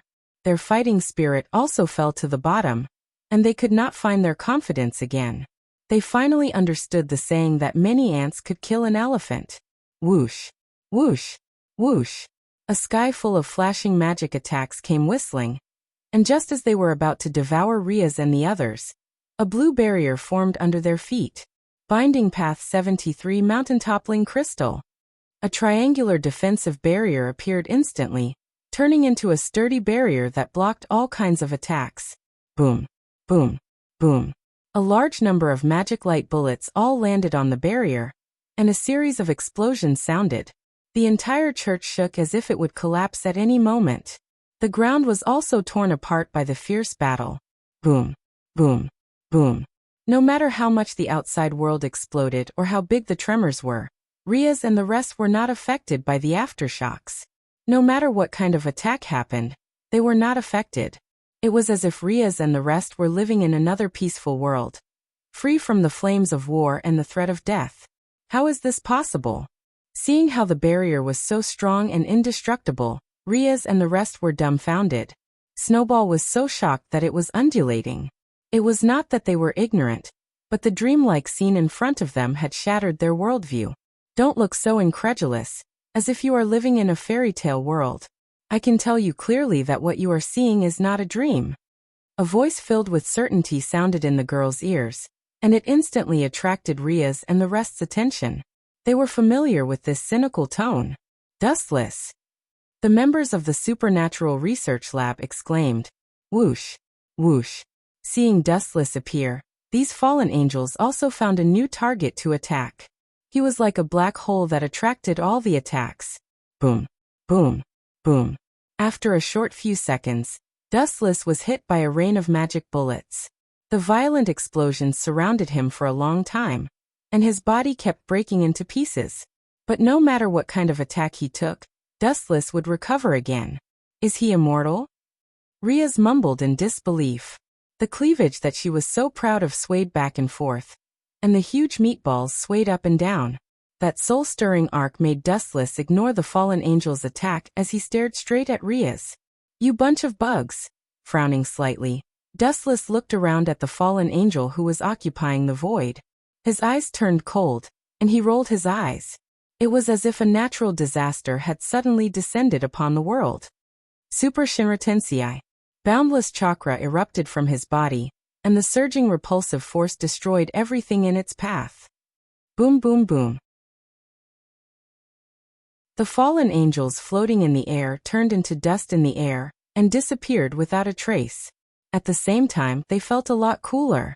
Riaz and the others were stunned to find that after the catastrophic attack, their surroundings were no different from the apocalypse. Not even a blade of grass grew. The abandoned church was nowhere to be seen, and the fallen angel's corpse was nowhere to be found. Only the ground beneath Riaz's feet remained intact. The rest of the area had been renovated, and the soil hundreds of meters underground was exposed to the moonlight. So powerful. Hayato Issei, who had regained his senses, swallowed hard. The Red Dragon Emperor's gauntlet on his arm also flashed with an emerald light. He was also surprised by the powerful attack.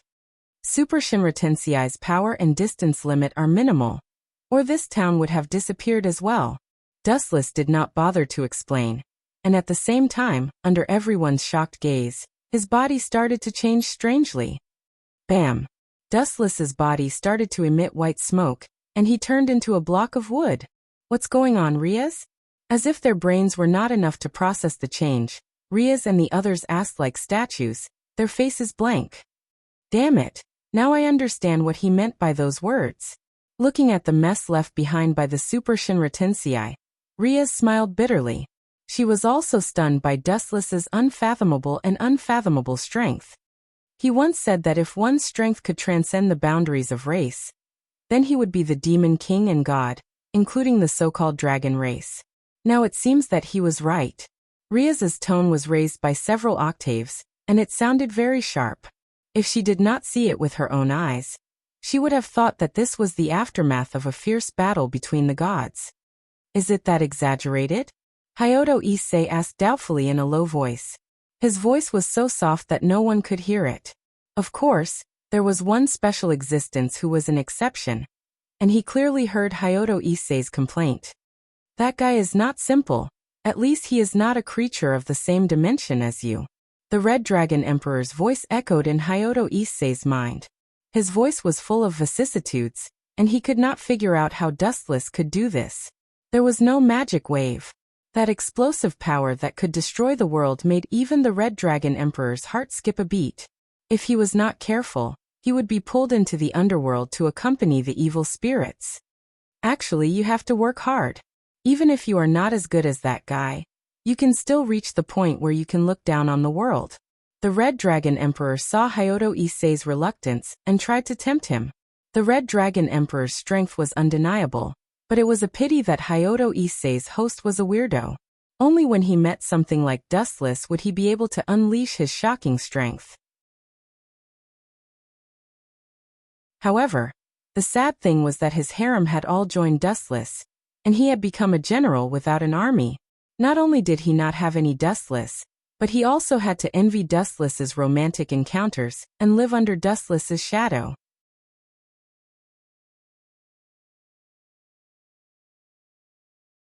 Chapter 1319. Really? Lord Red Dragon Emperor? Hyuta Issei was so excited that his eyes almost turned into hearts. In fact, he was also a young man with 8th grade syndrome. He often dreamt of himself stepping on thousands of worlds and countless beauties rushing to throw themselves into his arms. You've changed your attitude a little too quickly, partner. Red Dragon Emperor was speechless. He even suspected that if he could give Hyuta Issei great power, this guy would immediately kneel and call him Lord Red Dragon Emperor. Of course, you can even surpass that guy. Red Dragon Emperor said confidently. As one of the 2 sky dragons, his power was not to be underestimated. Korkabor hasn't shown himself yet. Could it be that he's going back to Chariot King Academy first? Ria suddenly gave a serious order. She seemed to have thought of something as her expression turned gloomy. Visible beads of sweat even dripped from her hair. The situation was urgent. Inside Chariot King Academy, a strange-looking building floated in the sky, controlled by someone's will. A man with a ferocious expression sat on top of it. He looked down at Chariot King Academy with disdain. A bunch of idiots. That's just my little trick to lure the enemy away. My real goal is to destroy this academy and this eyesore town. Korkabor said disdainfully. Ko Keber said condescendingly. He lifted his gaze slightly, his face calm and confident. He did not seem to care about the crowd that was rushing over from afar. He looked over and saw that the team belonged to the student council. The leader was the president of the student council, Song Na. This despicable fallen angel's real goal is Chariot King Academy. Song Na saw Korkabor's sinister smile. Her face turned pale as she looked at his dense wings. Fear could not help but flash in her eyes. The fallen angel officers were far stronger than her. I've investigated your information. You're called Song Na Sytry, the younger sister of the Demon King, Leviathan Seraphil. If I kill you, according to Seraphil's personality, she'll definitely start a war with the fallen angels immediately. At that time, the angels will definitely be involved, and the 3 forces will start a war again, ha. Korkabor laughed maniacally. He was so excited that he almost danced. Dai, sister of the Demon King Leviathan. Sungnan Sytry. Ko Keber said crazily. Light flickered in his hand, and a huge spear of light materialized in the blink of an eye. Ko Keber, who was holding the spear of light, became even more arrogant. The hearts of Tsong Nan and the others were filled with despair. She even began to hallucinate that the Grim Reaper was waving at her with a smile. Disappear. The light spear only had half of its power, so as to prevent any sudden changes, Korkabor threw it out. It was fine as long as it could kill Tsong and the others. Destroying this town could wait. So, the golden light descended at a speed that defied the laws of physics. In the blink of an eye, it was already close to Tsong Na and the others. She also closed her eyes in despair. Boom boom boom. An earth-shattering explosion erupted, causing the entire Cult King Academy to tremble. The ground was mercilessly torn apart, and the school building was flattened by the shockwaves of the explosion. A bottomless crater appeared in the center of the building. I'm not dead? To Tsong Na's surprise, she was not dead yet. A divine golden light enveloped her. Big sister? Tsong Na was pleasantly surprised. The first person who could resist the attack of a fallen angel cadre was her sister, Seraph. Sorry, your sister is busy and can't come. Your brother-in-law is here. A teasing tone was heard, and Dustless's figure appeared. It's you. I don't have a brother-in-law. Watch your words. Song Na's face darkened, and she said in an unfriendly tone. Her good impression of Dustless for saving her disappeared instantly. Tsk, you're denying me like this. Are you saying? Dustless leaned close to Song Na's ear and blew hot air, causing her face to turn red. Her delicate cheeks were especially charming. You want to level up and sit at the same position as your sister? You want to spend the rest of your life with your sister? It's actually very simple. Under what circumstances could she level up and sit at the same position? And be together forever? Marry Dustless together. You bastard. Song Na was so angry that she stomped her feet. Her body was shaking, and her followers were glaring at him. Who are you? Hurry up and give it to me if you don't want to die. You dared to ruin my plan. Even if you're smart enough to leave now, I'll still tear you into pieces and burn your bones to ashes to vent my anger. Korkabor said with a murderous aura. He stared at Dustless with his red eyes, and suddenly found him familiar. He asked, I think I've seen you before. I remember. Oh right, you're the husband of Demon King Sizak's sister. A thought flashed through his mind, and Korkabor revealed Dustless's identity. He then laughed ruthlessly. If I kill you and Seraph's sister, the Leviathan, the devils will definitely fly into a rage. By then, the three great forces will definitely be plunged into a whirlpool of war again. Korkabor's expression was filled with fanaticism and excitement, as if he had seen the day his dream came true. Speaking of which, Freed and Barpa still have a lot of fallen angels. They should be holding you back. Why? Korkabor had a bad feeling as he stared at Dustless, who was smiling evilly. It's very simple. The me with Rias and the others is actually just a shadow clone. My true self has never left Chariot King Academy. Poor thing, you stupid crow. You actually thought that your plan was a success. How sad. Dustless was not only powerful, but his words were also vicious. Korkabor's face turned green with anger.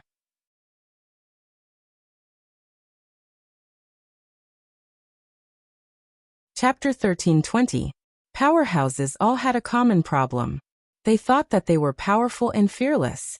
Therefore, most of them were proud and arrogant. A mere human dares to look down on me? Don't worry, I won't kill you instantly. That would be too boring. If I kill you like this, Sizak as the Demon King would be embarrassed too. Korkabor seemed to have seen Sizak's angry expression. His arms were trembling with excitement. If you knew that I had already cuckolded Sizak, you wouldn't think that way. Dustless muttered in his heart as a strange glint flashed across his eyes. After all, you're the intruder. If you don't attack, I won't hold back. He glanced at Kokebert calmly. Kokebert was so crazy that no medicine could save him. Just you. Hearing this, Korkabor revealed a mocking smile and mocked. You should be a human, right? Your body doesn't have any magic waves. Forget about fighting me.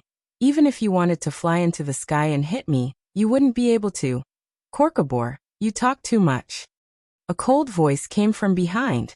Korkabor turned his head, but the stinky sole of a shoe happened to stuff his mouth. Lightspeed kick. Korkabor, who was sitting steadily, had his mouth deformed. He was kicked crooked, and his teeth fell to the ground. His entire body was like an arrow released from a bow. The powerful force sent him flying hundreds of meters away. Boom, boom, boom. The golden light around Korkabor's body exploded. The black night sky suddenly became as bright as day. A giant fireball burned in the air, eye-catching. So powerful. Song's eyes were fixed on Dustless, who was floating in the sky. Her expression was one of admiration. A person who could cripple an officer of the fallen angels with one kick must be someone who stood at the top of the pyramid. You bastard. I will skin you alive. Korkabor's hysterical, pained, and hateful roar came from the explosion of flames. Because his mouth was kicked crooked, Korkabor sadly found that he was stuttering. Kokebert screamed as if he had lost his mind. He raised his hands high and formed a shining spear of light. Monotonous moves. Using the same move again and again, it's really boring. Sighing in disappointment, Wu Chen's interest waned. He originally thought that the fallen angels' cadres had outstanding acting skills and could bring about a thrilling performance. Who would have thought that it would be such a vulgar performance that lacked layers and surprises? Dustless only wanted to express one word: rotten. Get over here. Dustless aimed his palm at Kokebert, who was focused on strengthening the power of the Spear of Light. A teasing look flashed past Dustless' eyes. With his palm aimed at him, Kokebert immediately lost his balance. 10,000 Mammoth Heavenly Attraction. Invisible gravitational waves lingered between heaven and earth, and the flow of the wind immediately changed. Wherever the gravitational force went, everything began to float. Korkabor's body could not be controlled, swaying from side to side like a puppet controlled by strings. What's going on? A hint of panic flashed through Korkabor's eyes as he cried out in surprise. He instinctively looked at Dustless. Is this your doing? Noticing the gravitational waves coming from Dustless's direction, Kokebere asked sternly. At the same time, he revealed his black wings and flapped them with all his might, trying to stabilize his body and resist Dustless. He originally thought that it would be an easy plan. Who would have thought that the heavens would play a huge joke on him, encountering such a nameless monster that was so powerful that it could easily kill him? A drowning crow can only die. Seeing that Kokebere was resisting the gravitational force, Dustless increased the density of chakra, and the gravitational force of 10,000 heavens pull became even stronger. Whoosh whoosh whoosh. In the end, Kokebere finally lost control of his body, and was pulled over by the gravitational force. Go to hell. Driven mad, Kokebere's murderous intent intensified. He used all his strength to throw out the unformed spear of light. Due to the inertia of the gravitational force, it almost instantly approached Dustless and exploded. Boom boom boom. The dark night sky was sublimated once again, turning into a blinding day for a short period of time. The power of the explosion of the spear of light affected the void within a 100-meter radius. Even the air was vaporized by the aftermath of the explosion, and a suffocating sense of crisis filled the air. Ah, serves you right. You actually dared to provoke me. Arrogant brat, this is your tragic end. Kokebere's expression swept away the haze from before, and a painful smile appeared on his face. He touched his crooked mouth and immediately cursed without caring about his image. That damned brat, you better not have a corpse left. Otherwise, I'll definitely explode your corpse for 3 days, and then feed it to the dogs. Kokebere was furious. He gently touched his crooked mouth. His heart was bleeding. A dignified high-ranking officer of the fallen angels had his mouth crooked, and he could not even speak clearly, turning into a stutterer. Kokebere regretted it when he thought about it. He should not have killed Dustless and slowly tortured him to death to vent his hatred. Do you hate me that much? A calm and indifferent voice came from within the explosion. Dustless slowly walked out from the explosion of the spear of light, unharmed. Kokebere looked at Dustless in disbelief, his mouth twitching. He was completely fine after being hit by such a powerful move? This was not a movie. How could it be? Our eyes must be playing tricks on us. Sungna and her family were also shocked. Dustless's eternal face had left an unerasable mark in their hearts. Kokebere, you're too weak. Even if I wanted to play a child's game with you, your performance is unflattering. Dustless shook his head and suddenly formed a hand seal, intending to end this boring battle.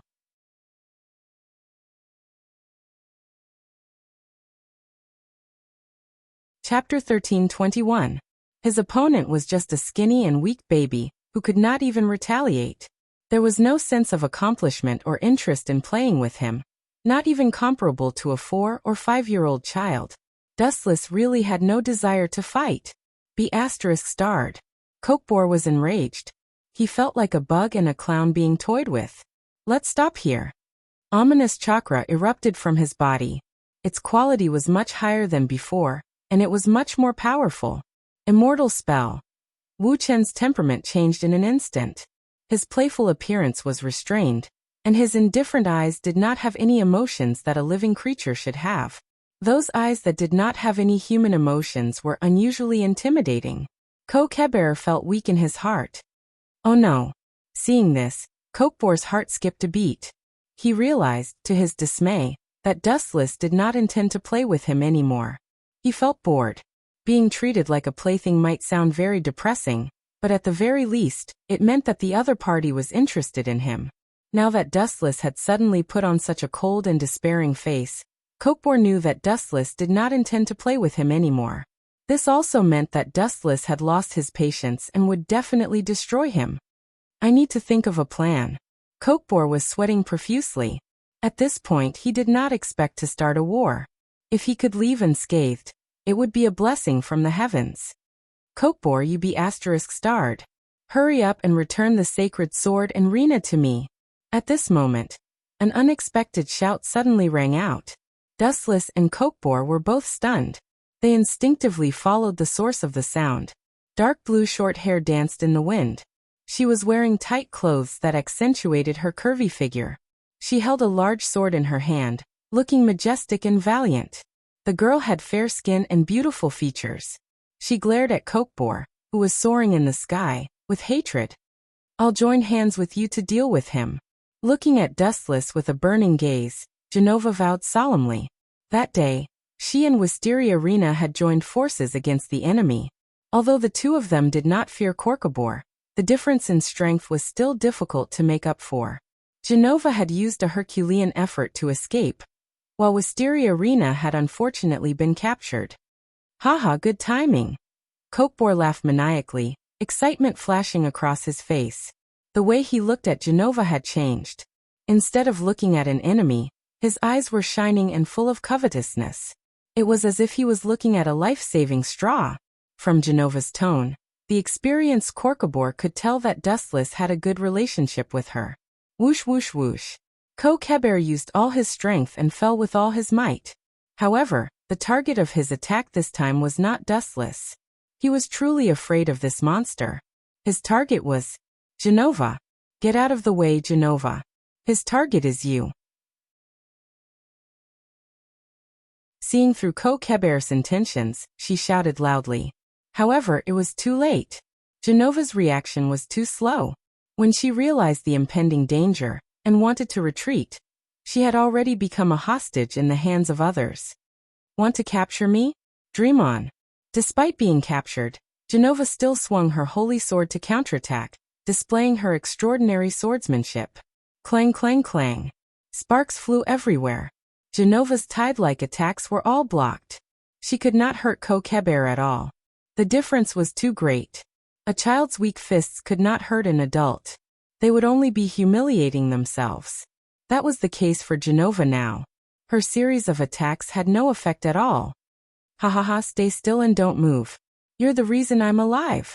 Kokebor seemed to have seen the light of victory. He laughed maniacally and returned to his previous arrogant expression. Could it be? Upon closer inspection, Genova realized that Kokebor was covered in wounds and looked miserable. Even his mouth was crooked. Looks like not only did I not help, but I've become a burden. Genova blamed herself and smiled bitterly.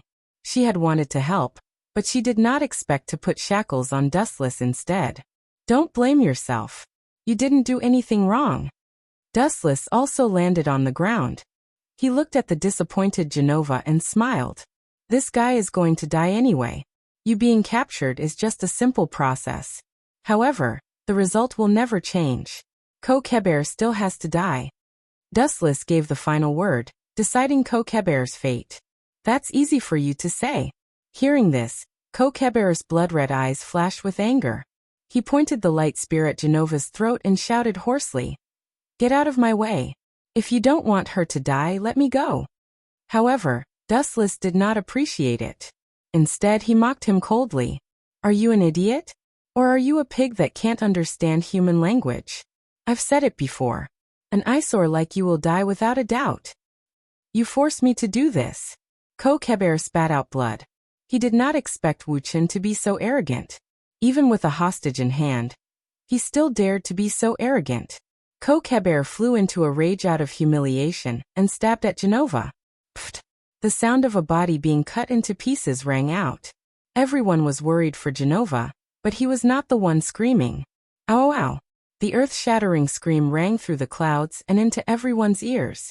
Song Na and the rest were shocked to discover that Dustless, who was brimming with killing intent, had appeared beside Kokebor at some point in time. There was a missing arm on the ground that belonged to Kokebor. Not only that, Dustless was extremely ruthless. He cut off both of Kokebor's arms and made a bloody hole in his abdomen. This was not the most shocking thing. Dustless raised and lowered his hand again. This time, he took away both of Kokebor's legs. The bloody, violent, and cruel methods shocked everyone. Looking at Dustless, who had turned into a ghost, Song Na and the rest felt that the so-called demon was nothing compared to Dustless. This was the real Grim Reaper.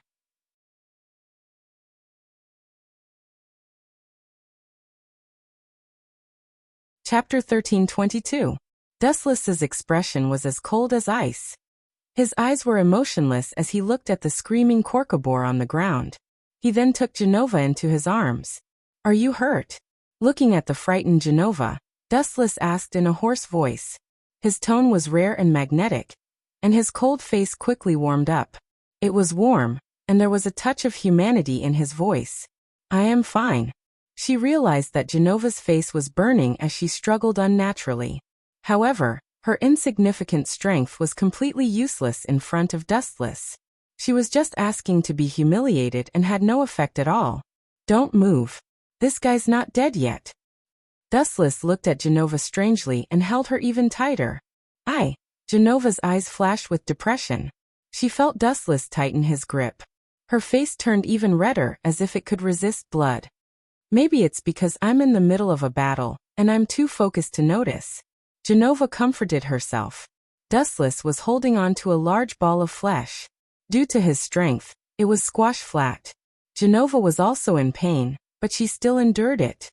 "I hate it when people threaten me."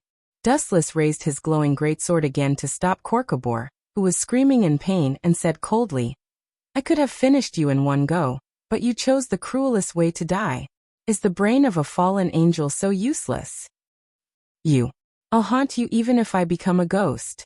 Corcobor's face was filled with despair. He no longer wanted to leave alive, especially in his current state.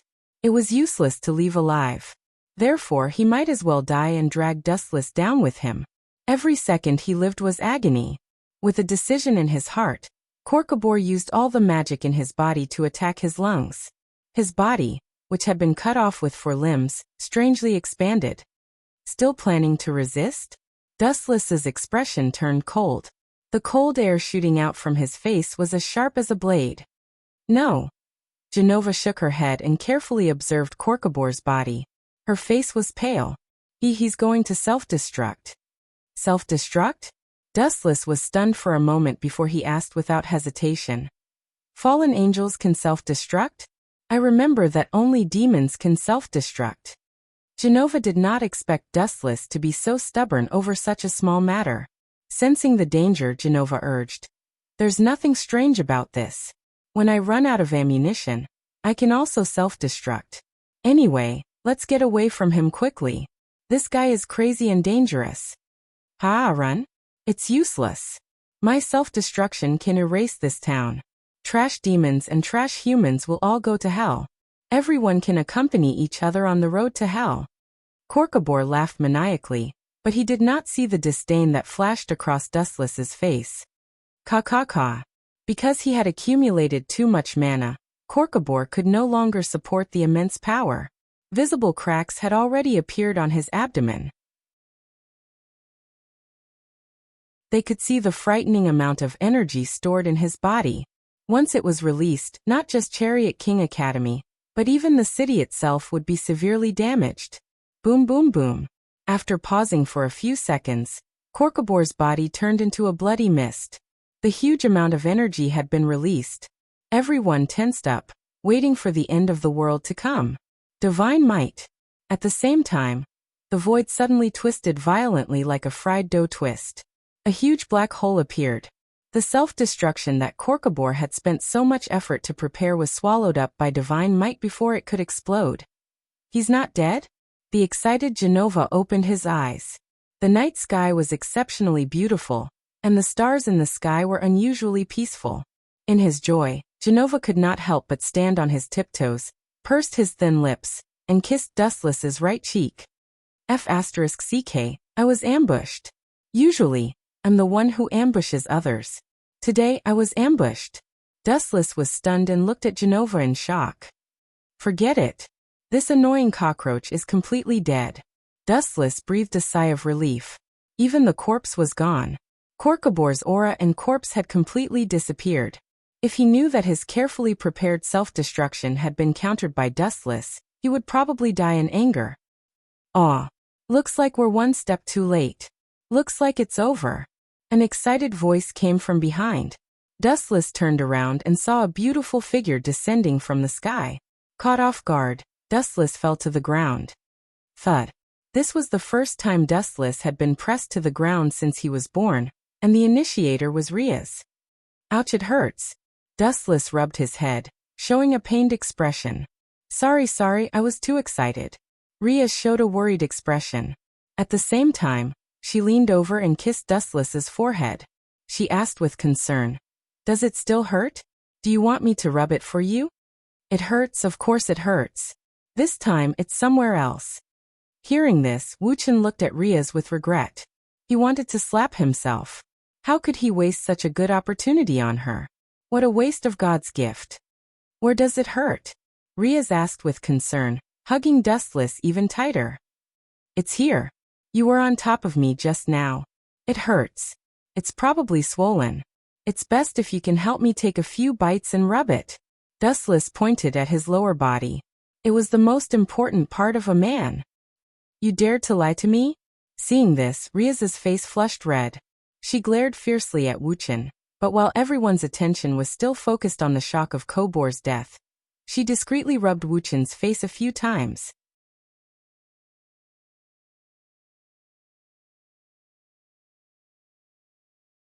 Chapter 13:23. Dustless could not stop himself from feeling the soft touch of her hand. He was addicted to it, as if he was floating in the clouds. Dustless's soul was immersed in the warm spring water, swimming around in pleasure.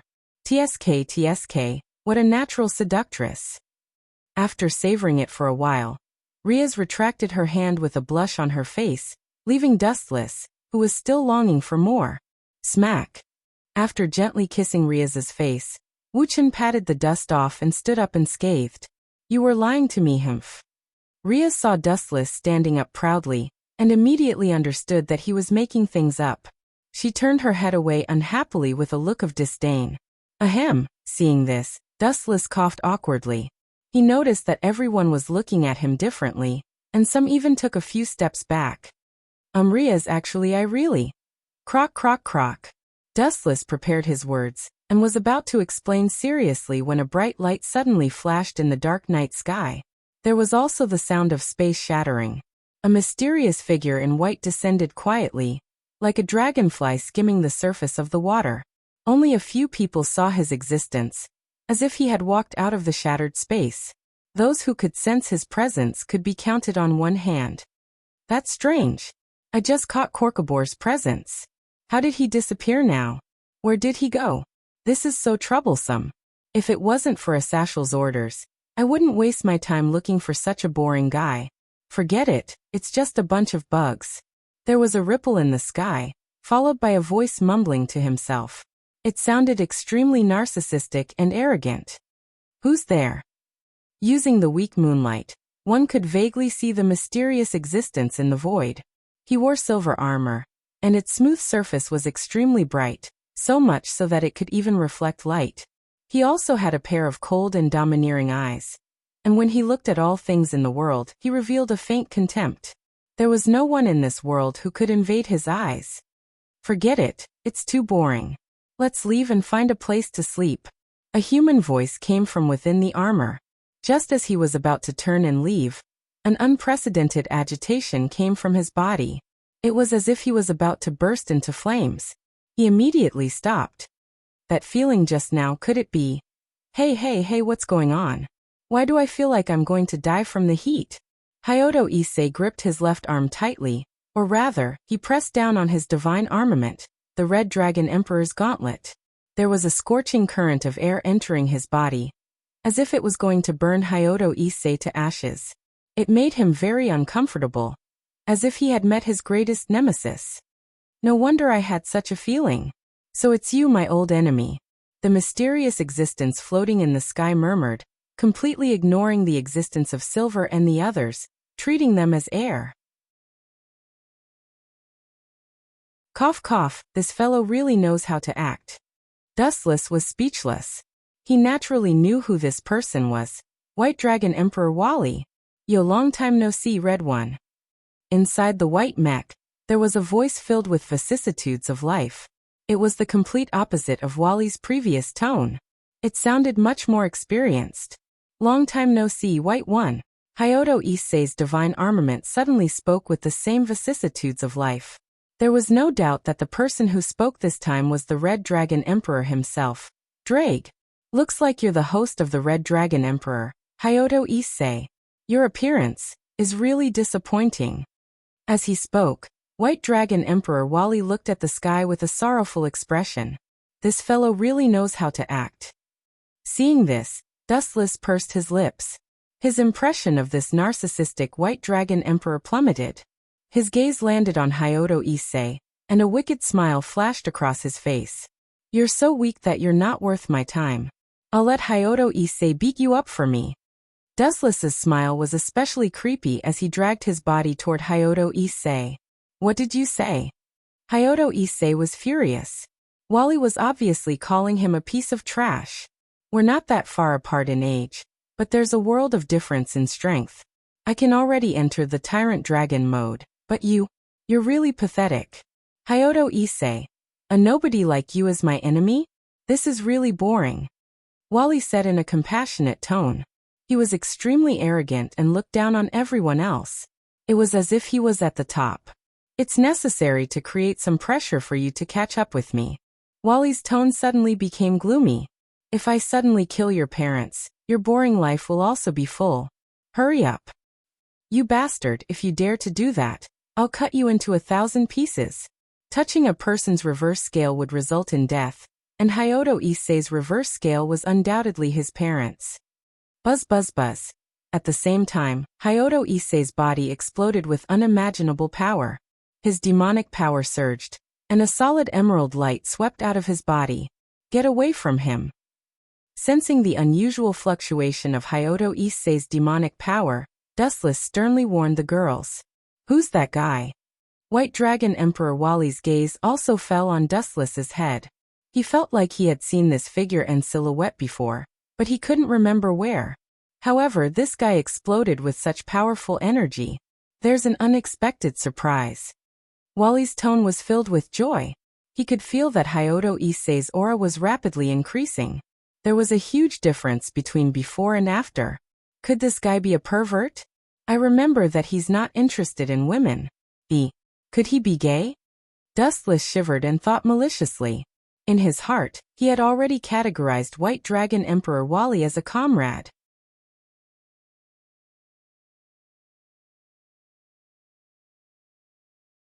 Chapter 1324. White Dragon Emperor Wally naturally did not know what Dustless was thinking. Otherwise, based on his personality, he would definitely fight to the death with Dustless in the end. Roar! Roar! An earth-shattering magical wave swept out of Hyuga Kazunari's body. His appearance gradually changed, and the emerald light that leaked out also started to change. It condensed into a solid armor that covered Hyuga Kazunari's body. It was impenetrable, domineering, and almost exactly the same as Might. His body exuded the aura of a dragon. TSK, this form is the so-called Forbidden Hand. Right? It looks pretty good. Dustless nodded secretly. The current Hyuga Kazunari was dozens of times stronger than he was a few minutes ago. Or even more. Haha. Look, Arubian. This guy is indeed not ordinary. My blood is burning at the same frequency as his. White Dragon Emperor Wally said excitedly. His entire body was shaking. He was even more excited than if he had eaten drugs. These two are indeed a match made in heaven. Dustless touched his chin playfully. The way he looked at Hyuga Kazunari and White Dragon Emperor changed. There was a special feeling that he had never seen before. Gay. This was something that Dustless had just discovered. He suddenly felt that the two of them were very compatible, and gay was very suitable. Not bad. The people in the supernatural research lab nodded slightly. Although they were surprised by Hyuga Kazunari's sudden outburst, their emotions did not change much. Dustless had already defeated them, so they were slowly becoming immune to it. Hence, when they saw Hyuga Kazunari's outburst, they did not feel much. It was just a simple surprise. Roar! Roar! Roar! Hyuga Kazunari let out a roar that did not sound like a human's. Then he stomped his feet and rushed into the sky. Seeing this, White Dragon Emperor Wally was not afraid at all. He flapped his transparent wings, and the two of them collided with a speed that was beyond human comprehension. Bang! Bang! Bang! A huge rumbling sound spread out, spreading throughout the entire world. The energy fluctuations that erupted caused people to shudder. Poochie. A faint crisp sound came from the sky. Then, a black shadow was smashed down, and a deep hole was dug in the ground. When he got closer, he saw that it was Issei Hyuga, whose face had been completely shattered. "You're really weak and pathetic, City Lord." Dustless appeared beside Issei like a ghost, completely unaware of his presence. "How did you get out?" Even the White Dragon Emperor Wally, who was hovering in the sky, was stunned. He frowned as he looked at the smiling Dustless. "What do you want? Are you here to watch me make a fool of myself? Pretty boy." At this moment, he was like an enraged hound. Whoever provoked him, he would come up and bite them. TSK, I'm here to help you improve your strength. To be honest, I'm not happy with that big white lizard either. It thinks it's so great." Dustless curled his lips and said disdainfully. He really didn't like people like Wally who thought he was the boss. "Lizard? How dare you? I'm the same as a Rubian. You're insulting me." Dradeleg's soul, who was hidden in the artifact, complained. At the same time, the Red Dragon Emperor's gauntlet kept flashing, as if it was protesting against Dustless. However, he ignored it and didn't even look at it. "Help me improve my strength?" Hearing this, Issei Hyuga stood up excitedly and almost kowtowed to Dustless. "You said it. Don't regret it." Dustless sneered and leaned close to Issei Hyuga's ear and slowly explained the whole story. "What did you say? Are you sure? That bastard wants to castrate me? He doesn't want me to be a man?" Issei Hyuga was petrified after hearing this. His mouth was so wide open that it could fit a fist. He subconsciously touched the thing that would carry on his ancestral line. He didn't expect Wally to castrate him. An unprecedented unwillingness burst out, driving Issei Hyuga's will. His magic power increased to a new level. At the same time, his artifact was also beeping nonstop, increasing Issei Hyuga's strength. "Of course. Let me tell you, castrating you isn't the worst. That guy is a pervert. He came up with a lot of crazy ways to torture you." Dustless continued to talk nonsense. Issei Hyuga's power increased exponentially with every word he said. "Wally plans to gouge out your eyes after capturing you alive, so that you can never see Appa clearly. Then he plans to cut off your arms and legs and then, damn Wally." Issei Hyuga's magic power exploded like never before. The impact of the explosion burned everything around him. Everything that could be burned was set ablaze. And everything that couldn't be burned was turned into scorched earth.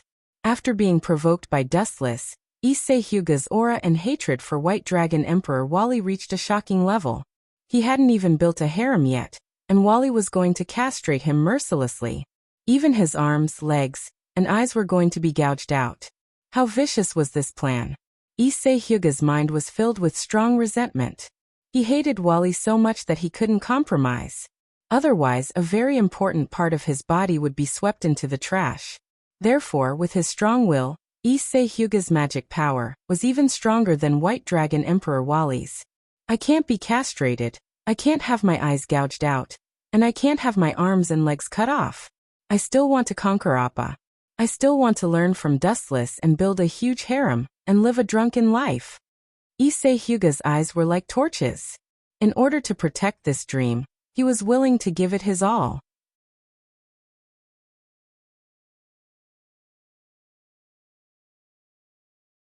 Chapter 1325.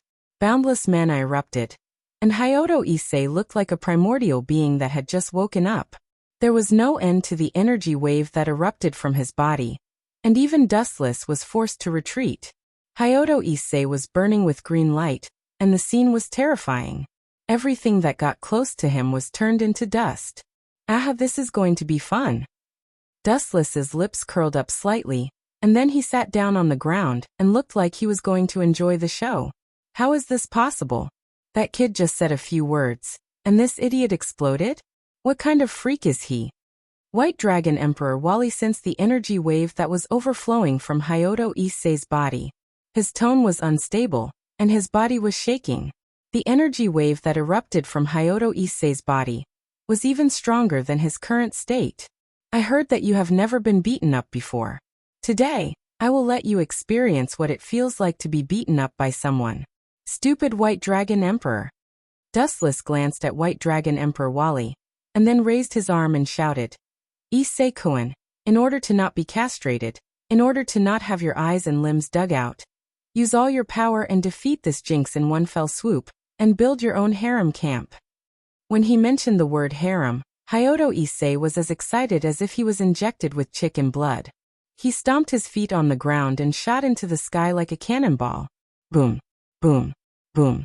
Hyoto Issei was like a rocket, and his feet were emitting high-density energy waves as he shot into the sky. White Dragon Emperor is going to be unlucky this time. Dustless kept loosening his shoulders, and the smirk on his face became even more obvious. You, Riyaz and the other girls looked at Dustless speechlessly, and then they looked at each other and did not know whether to laugh or cry. They did not know whether this Hyoto Issei was too naive or too stupid. Anyone could tell that Dustless's words were all made up to provoke Hyoto Issei. Bang, bang, bang. At the same time, two figures, one red and one white, were fighting fiercely in the sky, and the result of the battle was quite clear.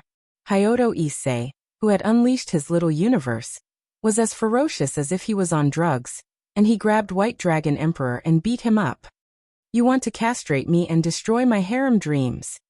Hyoto Issei grabbed White Dragon Emperor Wally's neck, and his eyes blazing, and he shouted, Then I'll beat you until you can't take care of yourself. The more Hyoto Issei spoke, the more excited he became. The Red Dragon Emperor's feedback was getting stronger and stronger. White Dragon Emperor Wally felt like he was being beaten up like a little kid. Boom, boom. Issei's aura was still rising. He clenched his right fist and punched White Dragon Emperor Wally's head mercilessly. Crack! He didn't even have the time to spread his wings and absorb the attack. The divine armor that covered his head was destroyed by the ferocious Hyuga Issei. And Issei Hitata Issei. You're really something. You managed to fool Hyoto Issei with just a few words. Riyaz attacked from behind and hugged Dustless tightly from behind. The billowing snowball was also squashed and turned into an oval-shaped meat patty. Dustless's mind was stirred up, and he closed his eyes to enjoy it for a while. You bastard, you said you were willing, and now I'm in such a sorry state. What kind of magic potion did you feed him? How can a piece of trash have such powerful combat power? White Dragon Emperor Wally, who was spitting out blood, gritted his teeth and touched his mouth, which was already sunken in. He was shocked by Hyoto Issei's combat power. This is all your fault. Wally glared at Dustless with endless murderous intent. Dustless had made him suffer this time. White Dragon Emperor Wally's invincible legend was trampled on by a piece of trash. And the culprit was this young man in front of him who looked similar to him on the surface. Who the hell are you? Tell me your name. White Dragon Emperor Wally questioned, even ignoring Hyoto Issei who was beside him. I'm just a nameless junior. Dustless smiled and bowed slightly to introduce himself. My name is Dustless, please take care of me in the future. Hearing this, he frowned slightly. He was sure that he had heard this name before, but because he was too annoyed, he could not remember it. He's the one who killed your subordinate in one move, Wally. White Dragon Emperor's voice spread out, and it was filled with surprise. I see. No wonder I felt that you were familiar. It seems that Beautiful Monkey and Black Song were defeated by you. White Dragon Emperor Wally was full of fighting spirit. Compared to Hyoto Issei's moment of brilliance, he wanted to challenge the mysterious Dustless more. Get up and fight with me. White Dragon Emperor Wally said excitedly. His broken mech was repaired perfectly again. Let's forget about it. Hearing this, Wuchen shook his head decisively. He glanced at White Dragon Emperor Wally with pity and said softly, You are not even as good as the little brother that I created at the last minute. Don't you think that your idea is too funny and ridiculous to fight one-on-one with me? Dustless mocked. He cared about the infinite dragon god Orpheus. As for White Dragon Emperor Wally, no matter when it started, Dustless never regarded him as an opponent. Are you looking down on me? White Dragon Emperor Wally clenched his fist angrily, and his tone was obviously low, filled with indescribable ominous feeling. I'm not looking down on you. Our starting line is not the same. You're too far away. Gently glancing at White Dragon Emperor Wally, Dustless turned around and left with the girls. Don't even think about leaving. White Dragon Emperor Wally did not give up. He flapped his wings and swept out like lightning.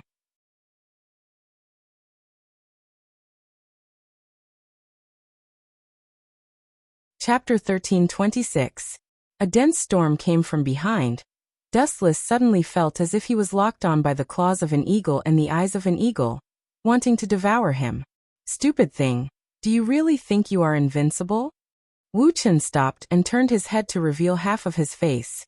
Wu Chen turned a deaf ear to White Dragon Emperor Wally, who was galloping toward him.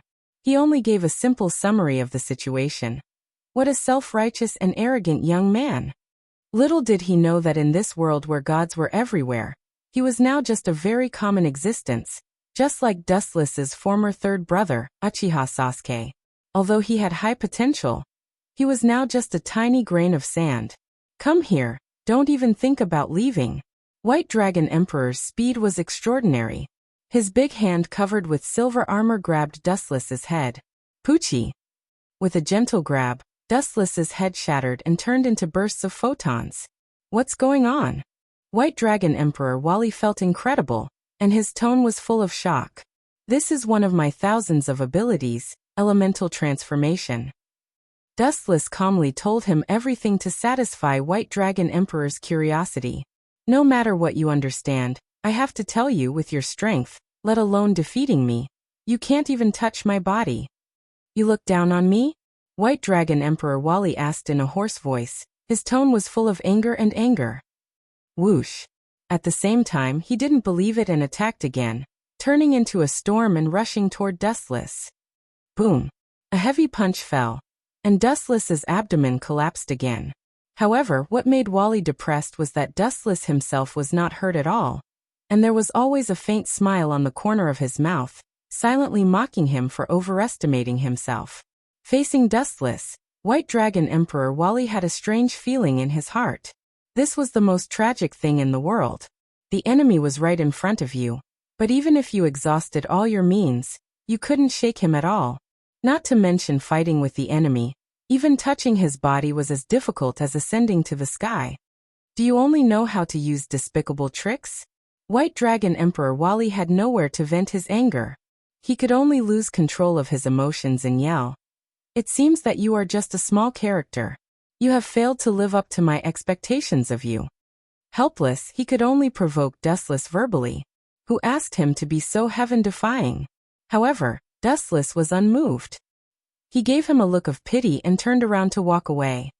You forced me to do this. The White Dragon Emperor's sinister gaze circled around Rias and the others. A look of savagery flashed across his eyes. I heard that Rias Gimli is your fiancé.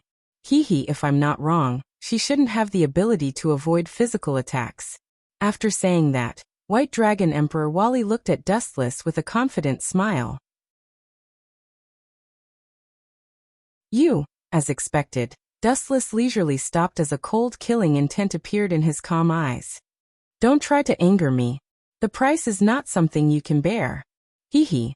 White Dragon Emperor Wally smiled and said casually. I heard from my subordinates that you have the same goal as me. No, you have a goal that is even more resentful than me. You want to capture the real Red Dragon Emperor, the Great Red, as a means of transportation. I don't even have such a crazy idea. Hearing that, Dustless suddenly understood what White Dragon Emperor Wally was thinking.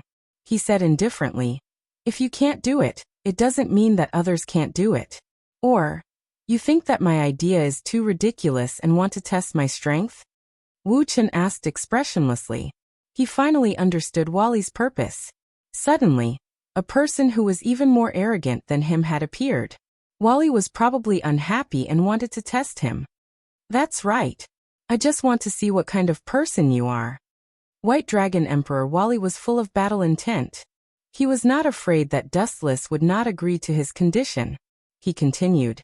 You can reject me, but I will attack your companions. After saying that, White Dragon Emperor Wally turned into a storm and swept over. He stared at the girls with a vicious gaze and finally, his gaze landed on Isha's head. He seemed to think that she was too young and did not have the strength. This way, he could better force Dustless to fight with him. I choose you. With a flap of his wings, White Dragon Emperor Wally's speed reached the limit. Under the black night sky, his silver armor was extremely eye-catching. Ah! Isha screamed in horror, and could not help but take a step back with fear on her face. Whoosh whoosh whoosh. At the same time, a black shadow quickly came up and blocked Isha's path like a wall.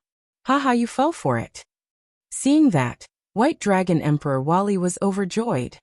He gathered a majestic force in his right arm, and smashed it mercilessly at the black shadow. This time, White Dragon Emperor Wally was not worried that Dustless would escape. Once he used a move that ignored the attack to dodge, Isha, who was behind him, would definitely be severely injured. She might even die. Therefore, Wally judged that Dustless would take his punch. Bang bang bang. As expected, Dustless did not dodge in the end. Instead, he used his own flesh and blood to take the punch of White Dragon Emperor Wally. Boom boom boom. The deafening roar resounded through the dark night sky. Everyone looked at Dustless in shock. They saw White Dragon Emperor Wally's punch hit Dustless directly. However, it was as if nothing had happened to him. He stood there unscathed, unmoving and unwavering. How is this possible? Nothing happened at all. Wally's surprised tone spread and he subconsciously retracted his fist. His right hand that hit Dustless felt a little pain, as if he had hit a meteorite. Dustless did not react at all. Instead, his palm was sore. At the same time, Dustless's form also changed dramatically. His whole body turned into a dark monster. Under the moonlight, it reflected a cold light. He entered the state of armament hockey.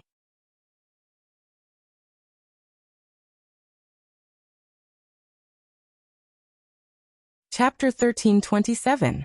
White Dragon Emperor Wally was shocked, and his calm eyes rolled up. He didn't know why, facing Dustless in such a state, he suddenly regretted it. Specifically, he didn't know. In short, it was a simple word: regret. If I remember correctly, you should be 20 years old this year. Logically speaking, I shouldn't lower myself to your level, but you, this problem child, don't seem to appreciate it. You don't know what's good for you and want a yard after getting an inch. Wu Chen's eyes were filled with monstrous killing intent. He had experienced several worlds, and was an out-and-out monster who was hundreds of years old. He didn't intend to bully him. However, this kid didn't know when to back down and asked for a beating. Don't you want to witness my strength? Now I've changed my mind. Open your dog eyes and see it clearly. As his voice fell, Dustless's body merged into the darkness, disappearing with a swoosh.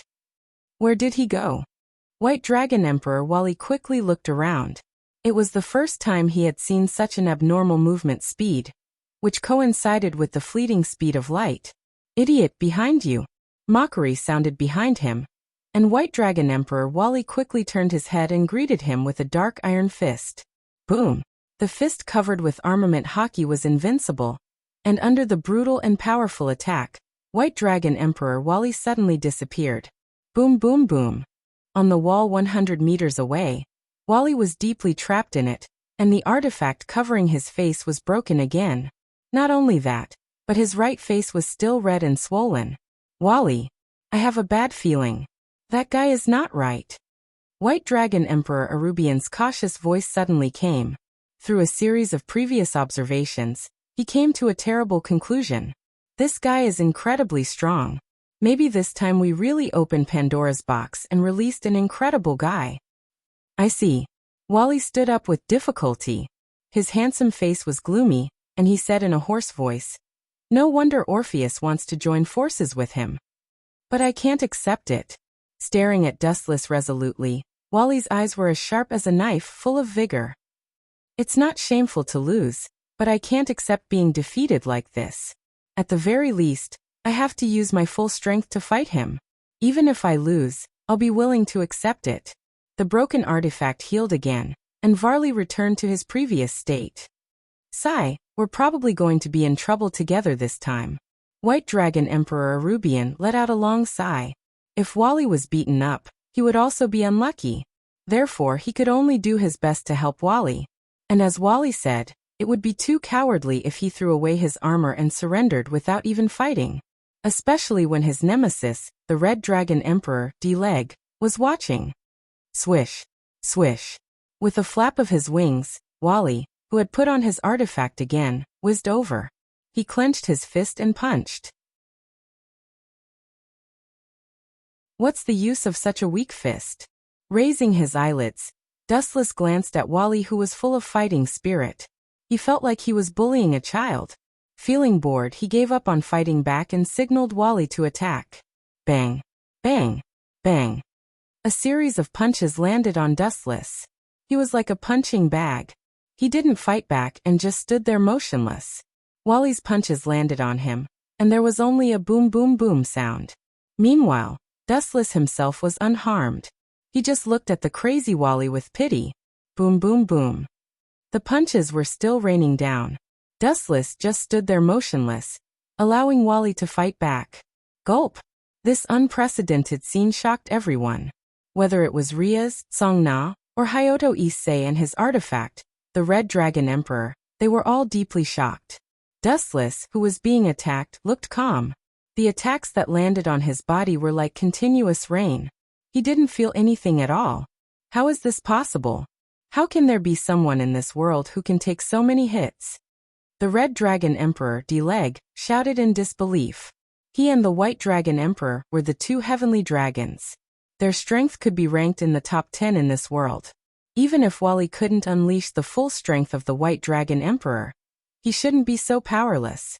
Dustless just stood there and let him hit him. He couldn't even move. There was no reaction at all. As if he was deeply affected, Wally suddenly roared at the sky. His tone was filled with endless anger. He then turned into a divine rainbow and flew into the sky. He released all the energy stored in his wings. His strength was always at its peak. Because Wally released too much energy, the originally dark night suddenly became extremely bright. Everyone smelled danger. There was a voice in their hearts that urged them to run. Wally uncharacteristically reached out his palm and clenched it into a fist. He shouted, "White Dragon Emperor's territory!" Buzz buzz buzz. It was as if the end of the world had suddenly arrived. The void was distorting at a speed visible to the naked eye. Energy ripples floated out from Wally's hand. Everything that came into contact with it was reduced in size by half. Partner, retreat quickly. He's distorting this space. We might suffer as well. As the White Dragon Emperor's archenemy, D-Leg knew all of his moves like the back of his hand. What? All of them will be reduced in size by half. Hearing that, Hyoto Issei instinctively shrunk his legs. Dustless's words earlier had already left a shadow in his heart. What's wrong with my thing being reduced by half? Hyoto Issei thought angrily. Unknowingly, an earth-shattering energy wave exploded from his body. At the same time, a high-density energy wave also exploded from Dustless's body.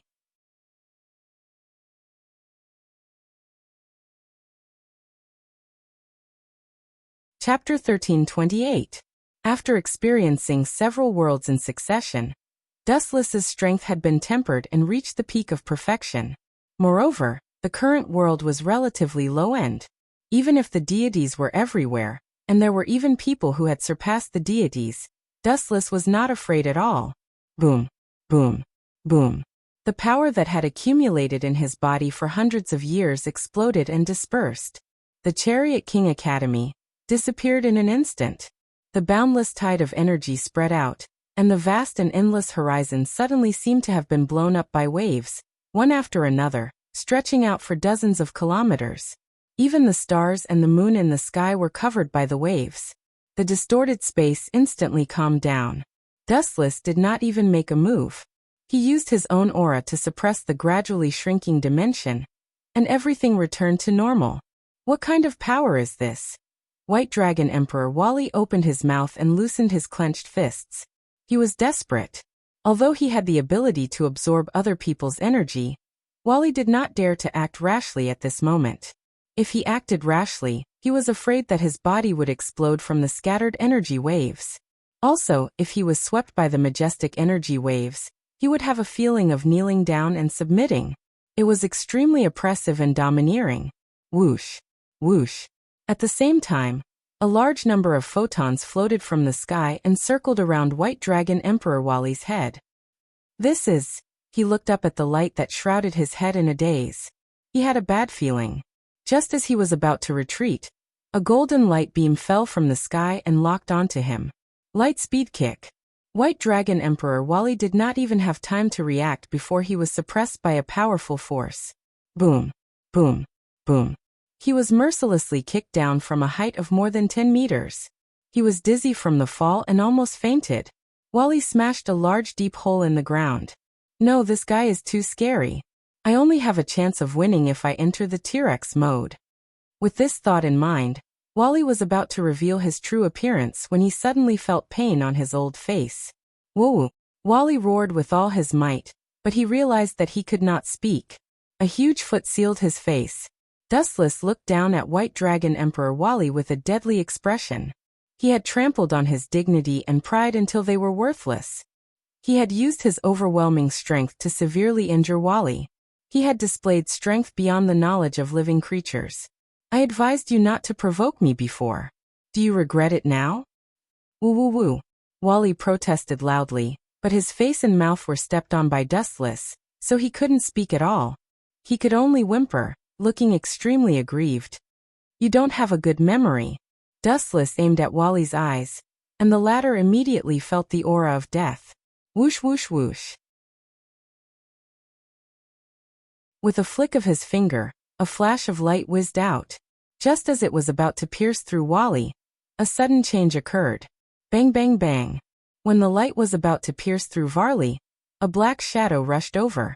At the critical moment, a huge magic fluctuation burst out and snatched Varley from Dustless' hands. Boom boom boom. The beam missed its target and created a large crater in the ground. Victory and defeat have already been decided. There's no need to kill him. The shadow who saved Wally chuckled. He tried to remain natural, but his nerves were tense, and he was always on guard against Dustless. If I didn't kill you, you would continue to hide, Mr. Governor of the Fallen Angel, Athasiel. Dustless raised his head and looked at the middle-aged man in front of him. He had a vague understanding of him. This guy discovered me long ago? Athasiel's eyes widened. Then he smiled bitterly and said to himself, Really, I thought this guy didn't discover me. It turns out that he deliberately killed me to force me out to save Wally. No wonder Corcobor's aura disappeared. He was probably killed by this guy. Athasiel guessed that the culprit must be Dustless. He had seen the battle with White Dragon Emperor clearly. The giant race mercilessly trampled on the dwarf race as easily as bullying the dwarf race. White Dragon Emperor Wally was like a clown, being played and beaten. Any attack was just asking for humiliation. Athasiel was even sure that if Dustless wanted to, this battle could end in the blink of an eye. Let's stop here. After all, he's still a hot-blooded young man, just a kid who hasn't grown up. Athasiel smiled and said in a sincere tone, indirectly admitting defeat for Wally. Although White Dragon Emperor Wally was unwilling, he still lowered his head. Just as Athasiel said, he was just a kid who hasn't grown up in front of Dustless. Even if the opponent is an insensible kid, it will still be very troublesome to provoke me often. Just don't do it again. Dustless said indifferently. He knew that Athasiel was pleading for mercy, so he didn't make it difficult for him. Sorry, I'll definitely pay you a visit when I'm free. Athasiel heaved a sigh of relief. Dustless was planning to let bygones be bygones. If they really fought, he had no chance of winning. Goodbye. Dustless glanced at Athasiel indifferently, then turned and left. Riaz and the other girls looked at each other and decisively followed. Who is that guy? He's so strong he shouldn't be unknown. White Dragon Emperor Wally smashed the ground hard. His expression was filled with annoyance and unwillingness.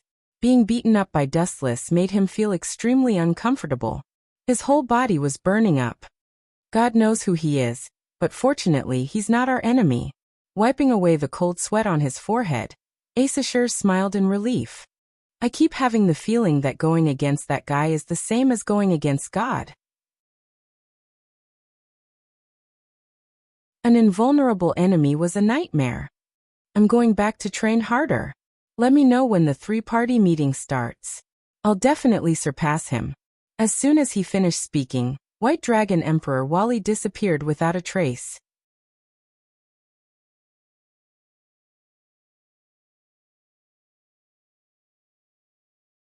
Chapter 1329.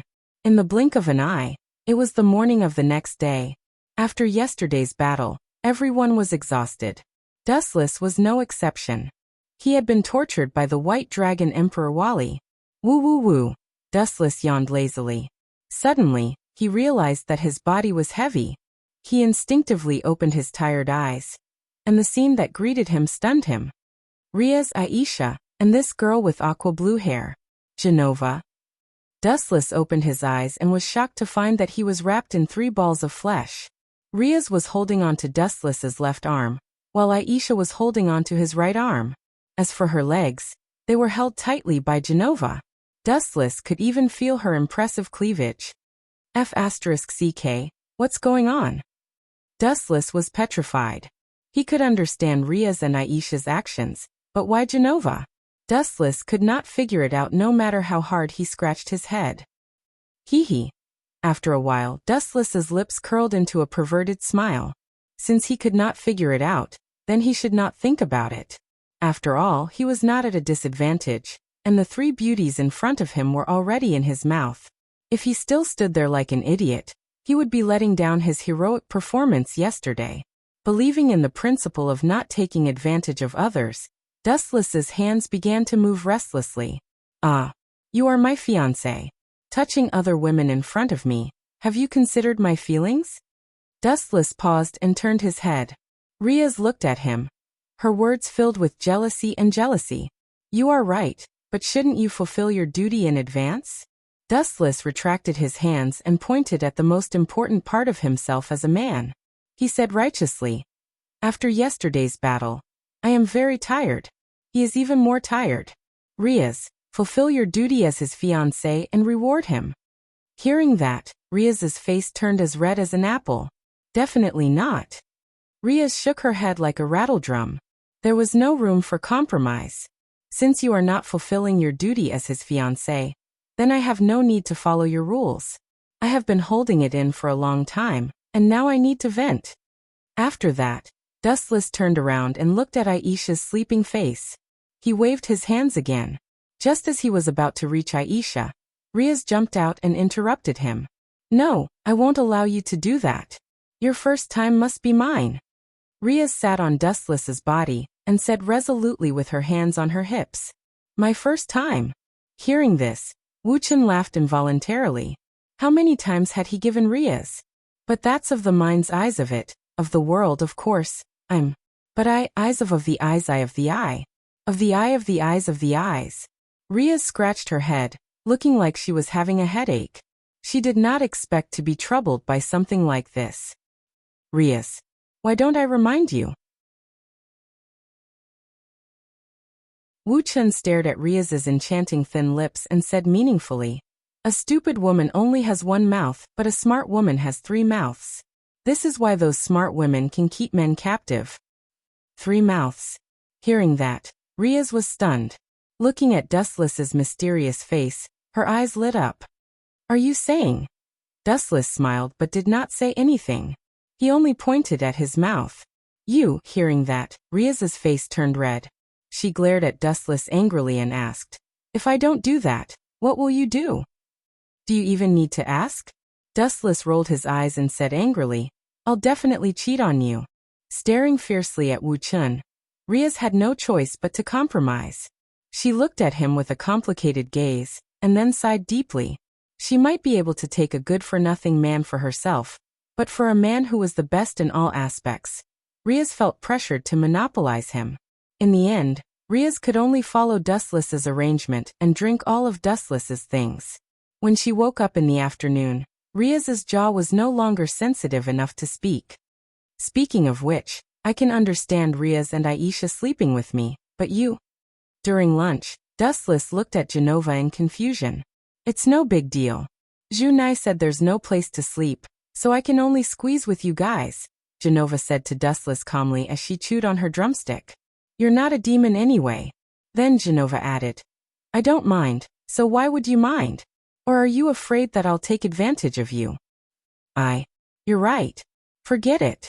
Facing Genova's answer and questioning, Dustless's mouth twitched. In the end, he could only wave his hand and let it go.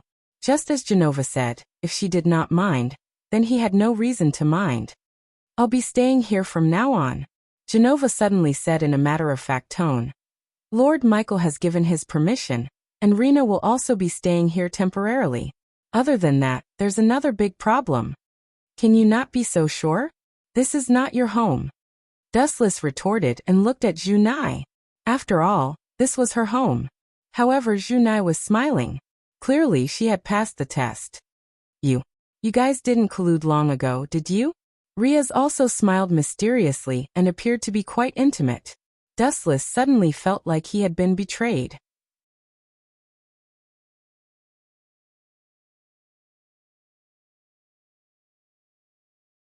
Chapter 1330. Dustless did not know whether to laugh or cry at this. Aisha, Riaz, and Junai all looked natural. Needless to say, they had already guessed the news of Rena E and Genova moving in. Silver was the only one who was in the dark. Is this Michael's arrangement? Dustless asked with a frown as he locked onto Genova, who did not care about his image at all. He felt that something was amiss. Call him Lord Michael, Genova said unhappily with a straight face, but still explained. It is indeed Lord Michael's idea. Our current strength is still lacking, so Lord Michael asked us to come out and train. It would be best if we could find a suitable powerhouse to be our master. As you know, Rena E and I are not familiar with this place, so we have no choice but to stay at Junai's place temporarily. Plus, you are a barely decent master, so we decided to stay here, Genova said as if everything was normal. He did not seem to care about Dustless's darkened face. Barely decent master? F***ck, are you looking down on me? Dustless stared at Genova gloomily before finally looking at Riaz. Although this was Junai's house, Junai would not allow someone from the church to stay here without Riaz's permission. Oh right, it seems that the fallen angels, demons, and angels will be having a tripartite peace talk recently. Dustless's eyes sparkled. He had almost forgotten about this. In that case, it was normal for Riaz to accept it. It would show the demon's sincerity. Hey, you sold me out without my permission. If you're so powerful, why don't you go to heaven? Dustless grabbed Riaz's clothes and questioned her softly. Heaven? Isn't that simple? Riaz was confused. She immediately revealed her black demonic wings and was about to fly. Stop playing dumb. You can be the master. I'm not interested in such a thankless task. Dustless saw that Riaz was just brushing him off, so he decided to be direct. Is that so? Hearing that, Riaz was extremely calm and composed. She was not worried about Dustless rejecting her at all. Instead, she moved her impressive figure closer to Dustless's side. He pointed at her rosy lips and said, It seems that you don't want to experience this morning's activity again. Gulp. Dustless choked on his sobs as his eyes shone with the light of a wolf. Even though it was his first time experiencing it, he could not find fault with Riaz's eloquence. No. Although I feel that it's not bad, it's too troublesome this time. I have to increase the stakes and change to another place. Suddenly thinking of something, Dustless changed his mind. No. Riaz's face was burning. Wu Chen was hinting that she should use her second mouth. She still felt that she was too young and too young. Idiot, didn't I tell you before? Women have 3 mouths. Dustless made his intentions clear and said, I need your third mouth. That place, I've never tried it before, Riaz. Hearing that, Riaz's face turned red like an apple. She looked up and saw Dustless's eyes burning with fire. The scorching light almost melted Riaz. Whatever, it's going to be yours in the end anyway. I'll agree to it this time. But you have to focus on being their master. This is an agreement between a demon and an angel. You can't go back on your word. Riaz finally backed down and agreed to Dustless's shameless request. No problem, I promise to make them the best of the best. Dustless nodded confidently. Even though it was his first time coming into contact with the unfamiliar profession of master, he still had the intention to teach Genova and Wisteria Rena well. At night, the cold wind swept across the land. Dustless and Riaz huddled in the small house. Just as they were about to settle Riaz's matter, there were always a few disruptors. Buzz, buzz, buzz. Light flashed across the ground as magic surged, and two figures appeared. Idiot, put on your clothes. Riaz hurriedly ordered with a straight face.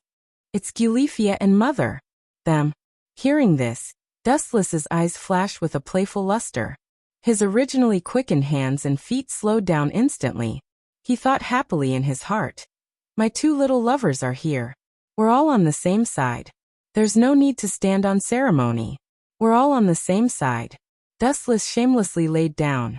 Not only that, he even pulled Riaz's clothes off. The energy of chakra in his palm shattered all of Riaz's clothes. Are you out of your mind? Riaz screamed. Just as she was about to pounce on Dustless and bite him to death, Riaz's mother's voice suddenly came. Riaz, you are... Venerana's words stopped abruptly. Her eyes widened as she stared at Dustless and Riaz, especially when Riaz was still lying on top of Dustless, as if she was going to push Dustless down. Miss Riaz, you are too. Gulifia quickly turned her back to Dustless and Riaz, her hands sweating. She did not expect Riaz and Dustless to be having sex. Mother, Gulifia, please let me explain. Since we're all family, there's nothing to worry about. Riaz and I are going to take a bath. Do you two want to join us?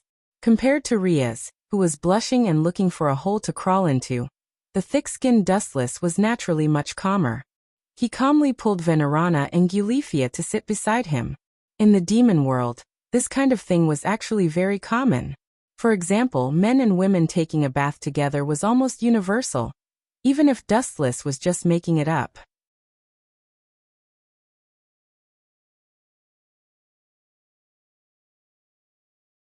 Chapter 1331. Hearing Dustless's explanation, Venerana and Gulifia let go of their resistance. Whether it was the demon realm, the real world where humans lived, or even the territory of the angels, it was common for men and women to bathe together. It was nothing to be surprised about. It was just a local custom. All right then. I've been a little tired lately, and I need to relax. Venerana was relieved as she winked at Dustless. After all, both of them had done it before. Bathing in the hot spring was no big deal. I know. Dustless chuckled and winked at Venerana. Well, how about? Thinking of Dustless's eccentric personality, Gulifia decisively refused. However, before she could finish her sentence, Dustless stood out and exposed her, making Gulifia feel depressed and anxious. I say, Ms. Gulifia, you're not giving face to Lias and Auntie. Is it wrong for you to bathe in the hot spring with them? With a smirk in his eyes, Wu Chen said in a strange tone. Hearing that, Gulifia opened her mouth but found herself speechless. As a servant of the Gimli family, she had to follow orders from above unconditionally. Even though she was Sazax's wife, she was still working. As the future son-in-law of the Gimli family, she had to call Dustless young master. I understand, Ms. Lias, Lady Venerana. Gulifia glared at Dustless before bowing to Lias and Venerana. I'll go prepare the things you need. Please wait for a moment. Having said that, Gulifia left without a trace, always wearing a professional expression. Gulifia really doesn't know how to have fun. She always looks at me like I'm a pervert. Dustless complained in his mind. He couldn't help but feel jealous of Sazax. He thought that even though he had taken Gulifia's body, he couldn't take her heart. It was a pity. In the small space, steam filled the air, and a few figures could be seen in the smoke. This was a small hot spring in Junai's home. Dustless and the other three were squeezed together, sticking close to each other. Each of them only covered the important parts, so skin contact was unavoidable. Tisk tsk. Junai is so smart. I must have built this small place. Wu Chun hummed a song with a pleasant expression. His behavior was lazy. He looked as comfortable and relaxed as if he was smoking a big cigarette. He moved left and right, which was better than a living immortal. He was sandwiched between Gulifia and Venerana. Speaking of which, why did Gulifia and Auntie come to the human world? Wu Chen asked curiously, abandoning the strange emotions in his heart. The meat was right in front of his mouth, and there was no need to fight for it. After all, they couldn't outrun Dustless, who could move at the speed of light. The three-way meeting between fallen angels, demons, and angels is about to begin. The meeting location this time is Chariot King Academy where you are. Eulifia and I came here to tell you to pay attention to some details. Be careful during this period. Someone like Corcobor might come out to cause trouble. Oh, is that so? That's all? Dustless asked with a smile. He looked at Riaz's mother, Venelana, with a you-know-what-I-mean expression. Is this kid the reincarnation of a pervert? Venelana was also a wily old fox. She naturally knew what Dustless's gaze meant. Little bastard, listen to me. Don't make me look bad. When we find a suitable place, I'll feed you. Venelana pinched Dustless's arm and whispered in a voice that only the two of them could hear. Don't worry, my lovely mother-in-law. I'll cooperate with the demons. If anyone dares to cause trouble, I'll beat them up until their own mother can't recognize them. Dustless returned the favor with a don't worry, leave it to me expression. But then again this time, the big shots from all over the world are gathered. The two demon kings from the demon realm, the governor of the fallen angels, Asashel, and even the archangel Michael will be here. Eulifia said with a myriad of emotions. Her tone was filled with respect. These were all people who could shatter heaven and earth with a snap of their fingers. All of them were the overlords of their own superpowers. They're just a bunch of arrogant scum.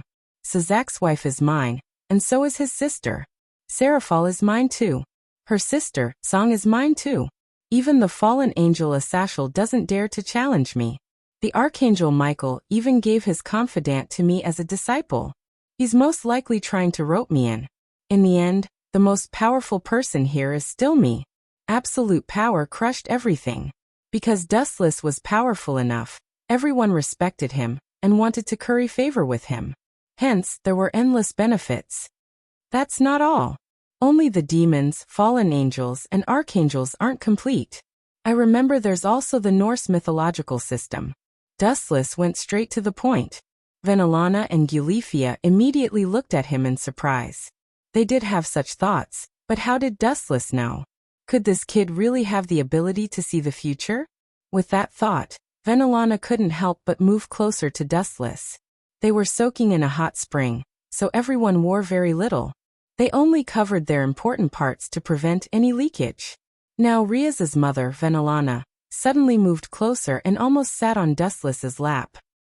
Mother, if you keep squeezing him, this kid will be overjoyed. Riaz pouted, her eyes full of resentment.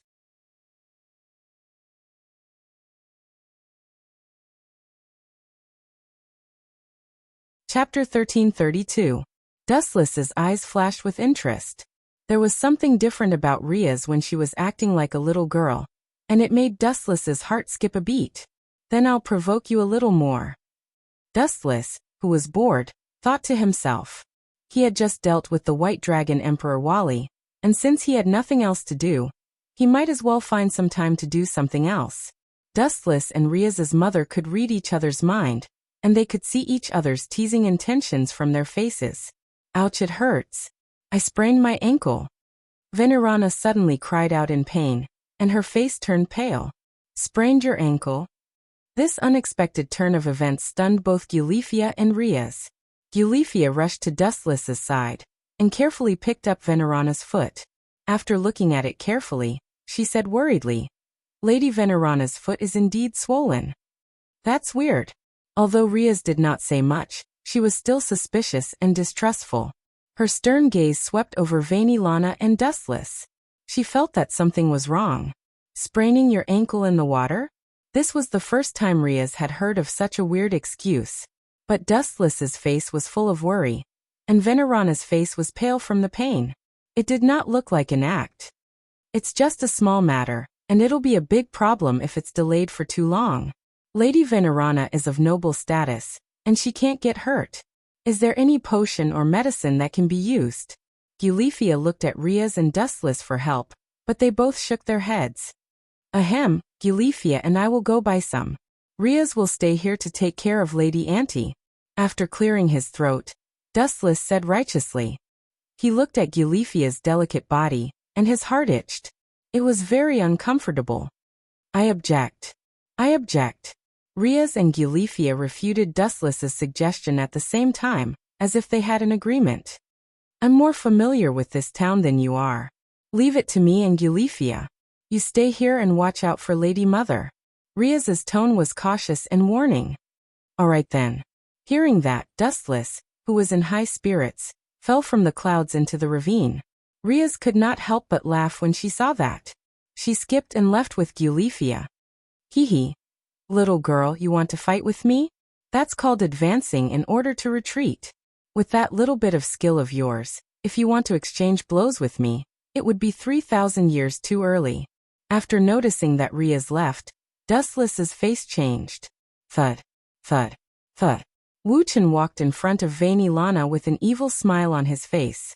He grabbed her neck and squeezed her to the corner of the wall. When her breathing changed, he deliberately asked angrily, Your daughter ruined my attempt to strike up a conversation. Tell me, how should I punish you? You can do whatever you want with me. Vanillana's eyes were like silk, and her coquettish voice contained electricity. Dustless's body went limp with her. What a bewitching seductress. Dustless mumbled to himself. He was really afraid that he would not be able to suppress himself, and would be devoured by this demon. The lifespan of a demon was almost infinite. Even though Vanillana was already a grandmother, she was still able to turn the world upside down. Rather than saying that she was Rias Muqing, it would be more appropriate to say that she was her sister. Most importantly, Vanillana was a mature poppy. In terms of being a woman, she was far more mature than the young Rias. Vanillana's smile and movements were extremely moving. Her pure water eyes made people unable to shift their gazes away from her. TSK, you said that I can do anything to you, right? Dustless's wicked knife circled around Vanillana's peerless body. She suddenly felt that those things in the past were really old. It was time to play some new tricks. I need to pee. This place is not suitable.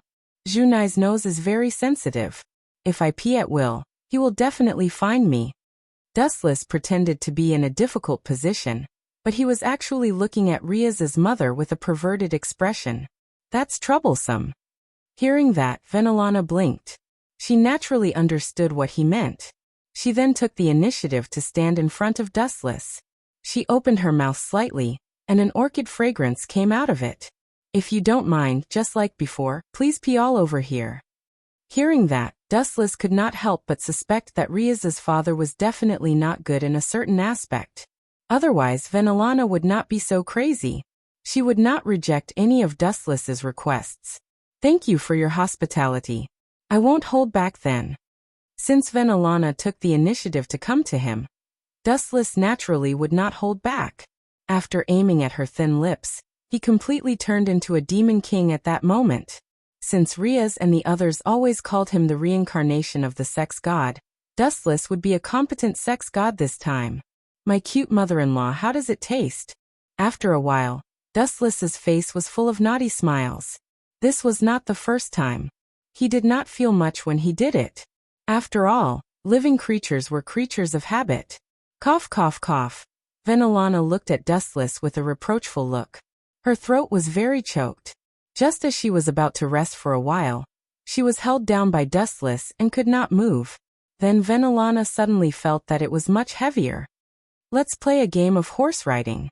My cute mother-in-law, please ride the horse. Dustless smiled naughtily. At the same time, he used all his strength to pat Vanillana's butt. Instantly, a few deep red palm prints were left. It was so painful that her face changed slightly, but she endured it.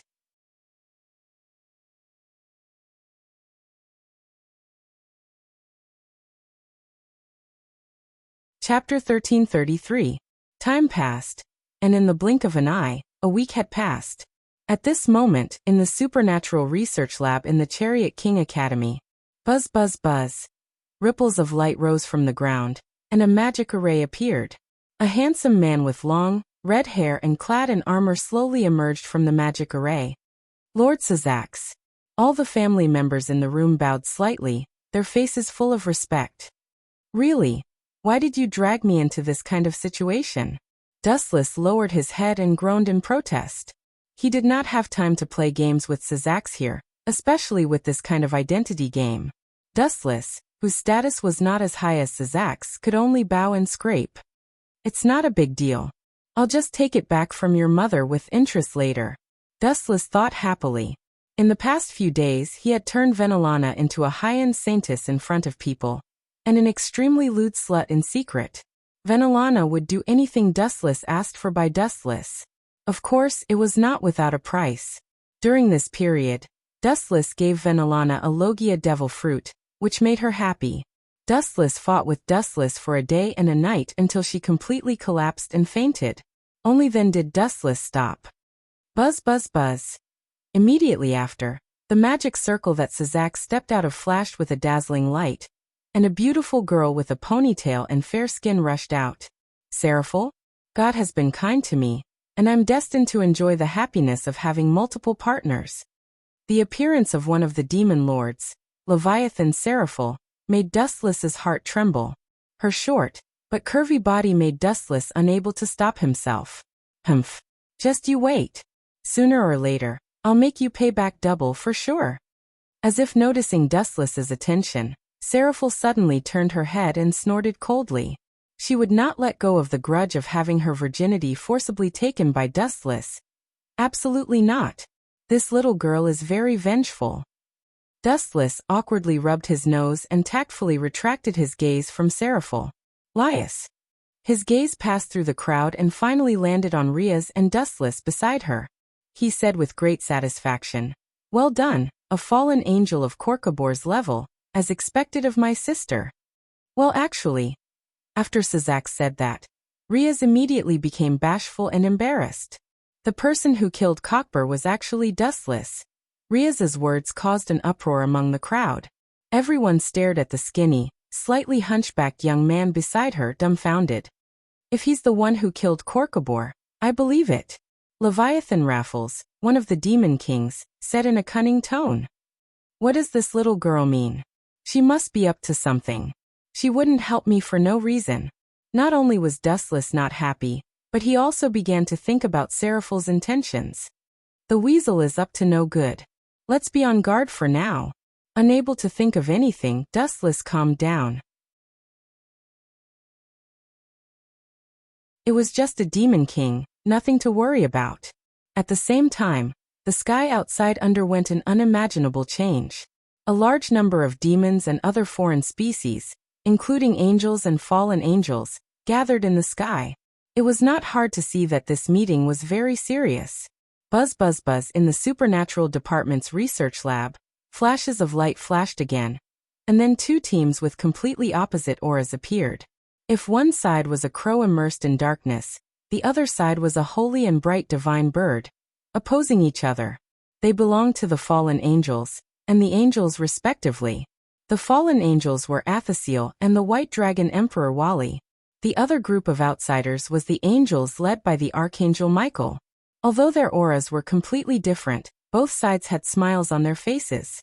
On the surface, they seemed to be very sincere.